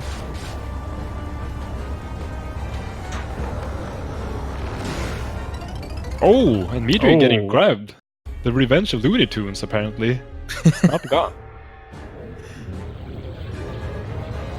This is still a G&G game. Anything can happen. Yeah. Just the American cartoons like sticking it out for Aquas, you know. Just grabbing Midri, tossing him down into the flames.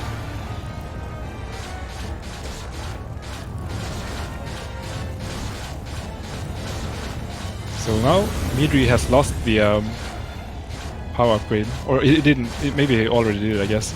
But maybe that's why he got hit in the first place. I guess he had to get close to the hand to hit it with the whip. So Aquas takes a hit, and now he's got the bomb. Yeah. So the bomb is yeah. I'm not sure how this weapon performs. This looks similar to the keeps the bomb. It doesn't pick up the three-way crossbow. Interesting. But I guess, this being Aquas, I guess he knows how the bomb works. So I guess he's fine here. So something you can do if you have armor, so you can use the Hadouken magic. You can actually kill that middle obstacle in this boss fight, which will make things a bit easier for you. That does sound very helpful, especially without the angel armor. Yeah.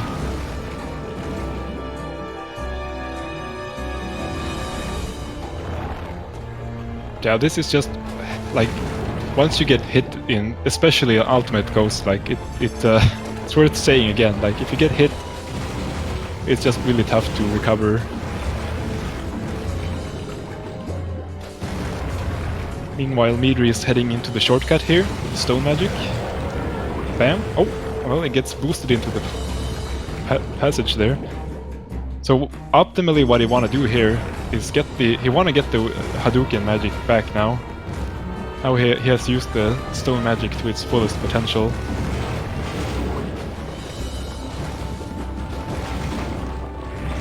Here's the angel armor. Oh, and he gets the wave magic, the Hadouken magic drop instantly from the first pulse he opens. Well then, Looking to close this out. It's in real good shape now. Aquas actually finishes the Snot Slug with the bomb. In his underwear, no less.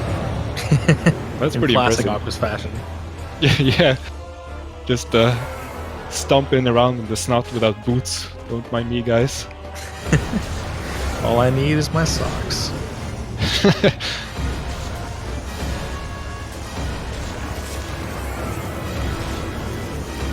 Yeah, so Midri is preferring the Hadouken magic here on Vernorus over the electric electric whip, since he doesn't have the power upgrade, has no range. So.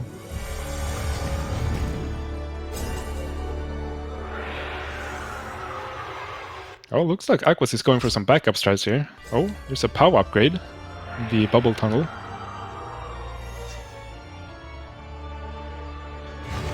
Meanwhile, Midri is heading into the final section of the game. You have to fight 2 Arimers, so you can get to the final boss here. Of course, this is significantly trickier without the power upgraded whip. Whoa, what was that? I've never seen that happen. Like, the Arimer, like... I have no idea what happened. Looked like the Arimer petrified itself and avoided the Hadouken. Like, anything is possible with these games. Like, I have no idea what just happened.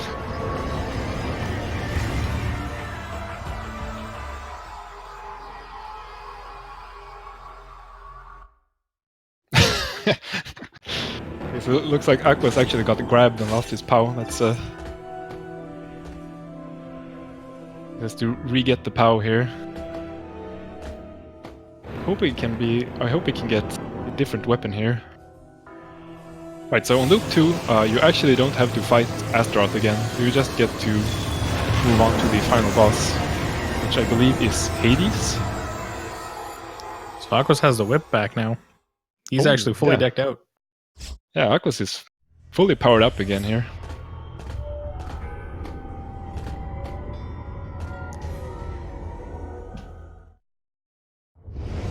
So just as a reminder again... Go ahead, Seth.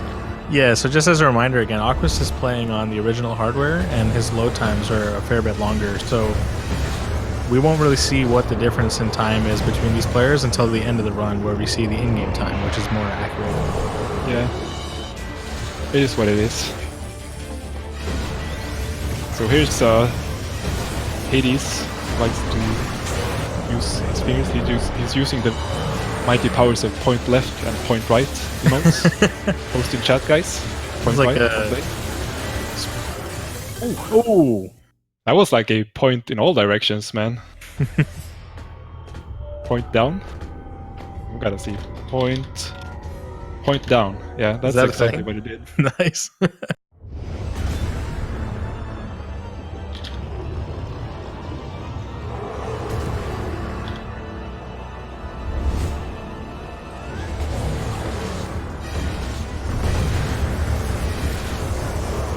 So once again, it's you have to hit like the head that's way above you, just like Professor F intended it to be in all his games. Do you know if the damaging power upgrade affects the magic? I am not sure actually. My guess is no, but I'm not well versed enough to say. Oh, so Midri he has had such a strong run all the way through, and now he's died twice to Hades. This boss is actually might be the hardest final boss in all the G&G series, I guess. This boss is threatening for real. This is like Ghouls Loki on steroids. Yeah, basically it's a throwback to Ghouls and Ghosts with like the pointed finger lasers, but it's really crazy. So much going on at the same time. Oh, it's on the final phase now. Looking to close this out. Oh! Got sandwiched. Touching the man. That's a point right. Point right. Just what happened there.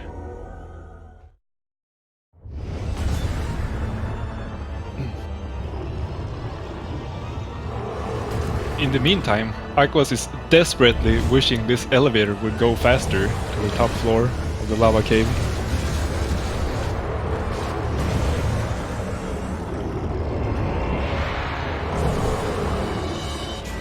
Okay, let's see it, Midri. You can do it, man. So I believe the Hadoken magic can actually deflect the finger lasers. If I'm not mistaken there. Yeah, it can. Oh, but that doesn't. Still a tough fight. There we go. Use those iframes. GG Midri finally closes it out. Destroys Hades in an exploding fashion. Rocky finish, nice. But that was like a really clean run otherwise. Yeah. You think he missed the shortcut in like stage 1, loop 2? And they like lost pause at some point, but I mean, man, it was both runners were like going through loop 1 so cleanly.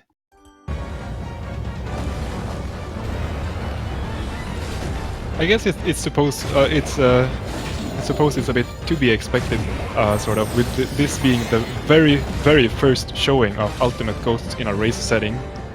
That's right. That I know of. There's finally some competition for Aquas, and I think we can maybe even expect to see this run improved in the future. Yeah. There may yet still be some routing optimizations, and even if not, I'm sure these two will both be looking to push the time down. Yeah, so I mean that just goes to show there's always something new to find in these games. Like even if Aquas is really good like player and runner, he's just one person. So with Midri entering the fray, you suddenly like double the number of players, and suddenly all of these new strats become like available.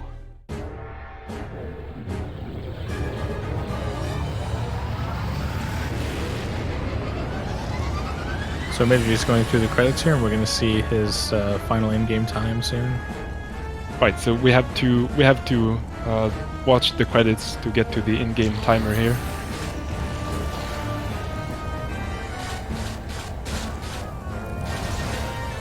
Here's 3D Arthur with the very impressive beard, the beard mouth.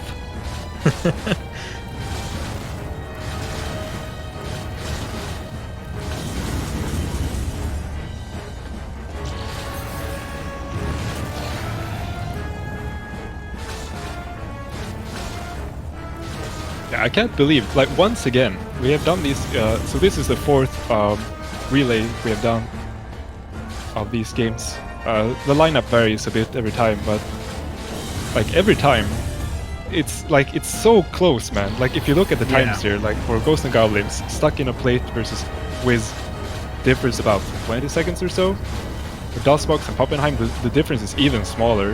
Then it widens a bit for Super Ghouls, and it's gonna be the same for this game. But man, like it's so close, man. Like considering like how long the game and how tough the game is. Yeah, the relay ends up being like, what, I think it's totals to like somewhere between an hour and a half and 2 hours. And for us to only be like a few minutes apart is pretty crazy. Looks like it might be a bit more than that after this run, but they still kept it really close. Yeah, it's just a testament to how skilled all these 8 runners are, really.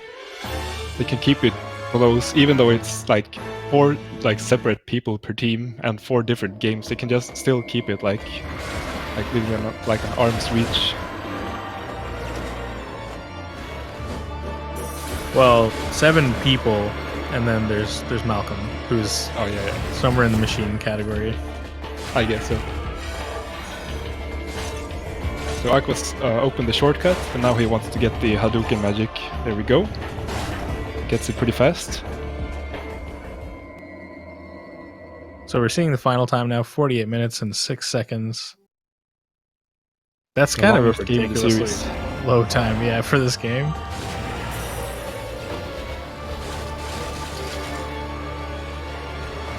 So Aquas has got his angel armor, the Hadouken magic, so it's pretty good to go here. He doesn't have the power upgrade, but I think he'll be okay.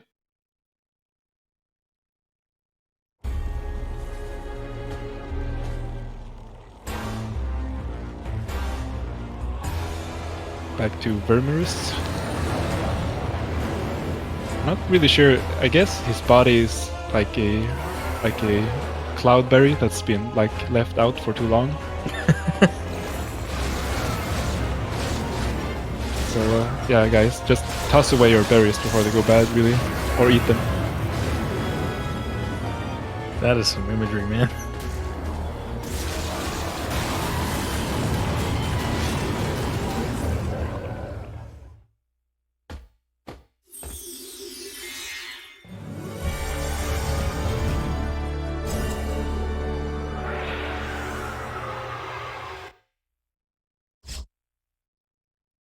So the total time is in for Team Japan, just coming in under 2 hours. Nice. 154.36. Let's see, I believe, if I'm not mistaken, I believe like the world record for this game, Ultimate Ghosts Revised, I believe the record is somewhere around 40 minutes. I have to check that up, but so still, Midori lost a lot of time on the final boss, I suppose, but not that far off.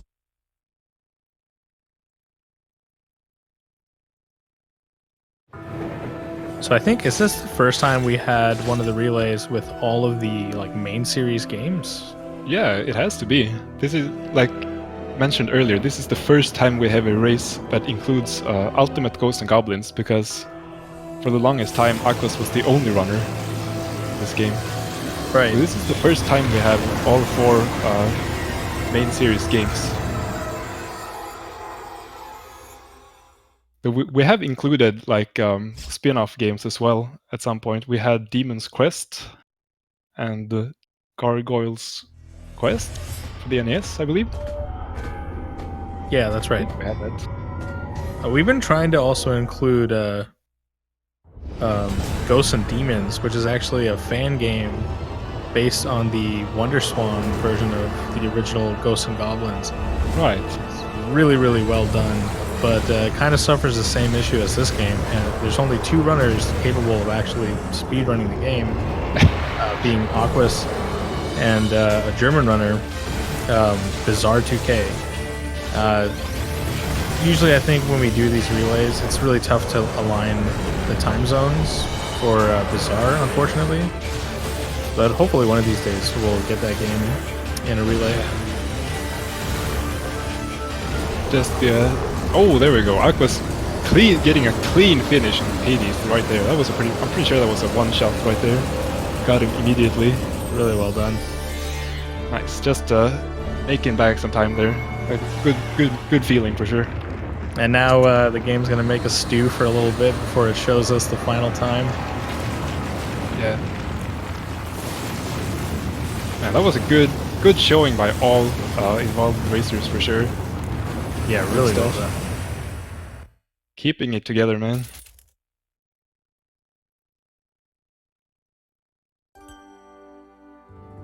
So while we were waiting for the final times to come in here, we have to use the in-game timer, unfortunately, for Ultimate Ghosts.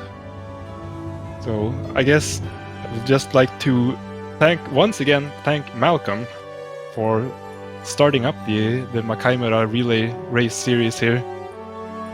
Yeah, he's really a been great community figure. Yeah. Been putting these events together for a while now, and they're always like massively successful. It's a ton of fun. Yeah, he's just a great organizer. He just gets things done, man. Yeah, he hustles, man. He'll be the guy to send out all the messages and get everything going. So yeah, so big shout outs to Malcolm. Quick shout outs to Riverwind as well for designing the beautiful stream layout that you're watching. Yes, that's now. right. Yeah, Riverwind is our go-to layout creator, by the way, for all the Makaimura, all the Ghouls series related artwork. He's been handcrafting a layout for each relay, which is really cool. He had to upgrade this one to include the widescreen game at the end here.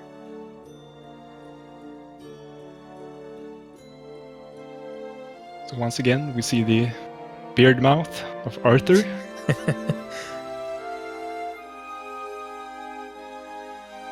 Oh man, I wish Arthur's horse made a more clear appearance at the end here, because Arthur's horse's face is really something. Is that the super angry horse, or? It just looks really derpy. Yeah, I think the horse in Super Ghouls doesn't fare much better, I think. No. It's probably just canon now that his horse is a big old goofball. Maybe it's like a demon horse. Yeah, one too many lasers in the back, rescued man. from the demon realm. So, Ultimate Ghosts and Goblins is actually not developed by Capcom themselves. I think it's I don't remember which studio it is, but they still have the original series creator as a supervisor. So I think that's I believe actually that's what holds the game together, kind of. Yeah. If you know the series creator, and which games he has had his hand in, you know how good it is at making games flow well. Yeah. The good professor. There, Tokuro Fujiwara, direction and planning. Think about that next time you play a Capcom game for the Super Nintendo. It's when you get to that final boss, and it's a guy in the background with the head high up. It's yeah, that boss is designed by Professor F, Mega Man X, and Super Ghouls, of course, all those games.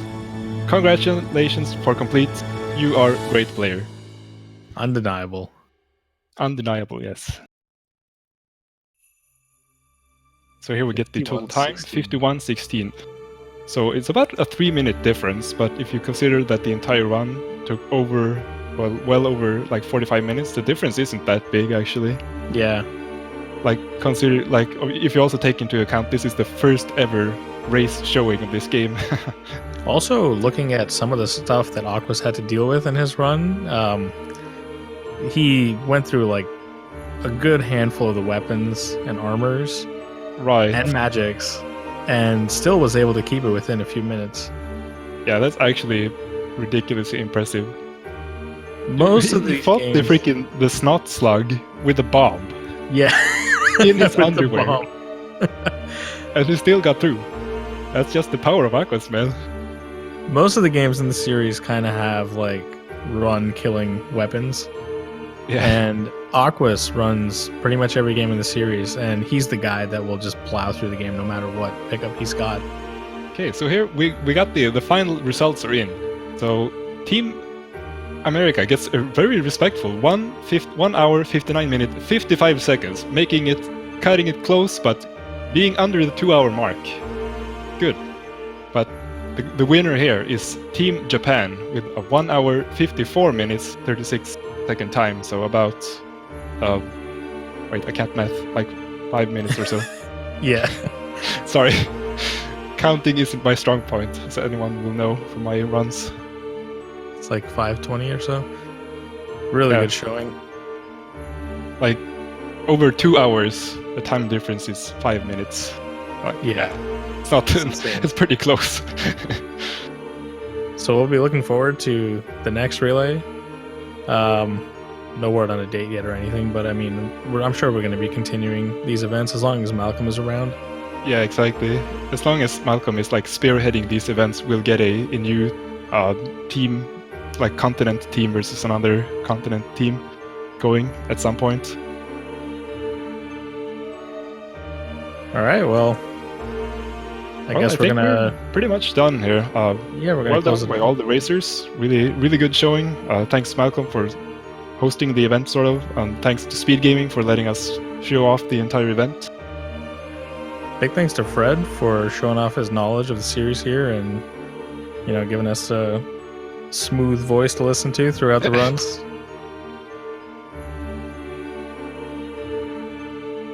All right, guys, thanks for watching. Thanks for watching, guys. We will see you for the next relay at some point. Take care.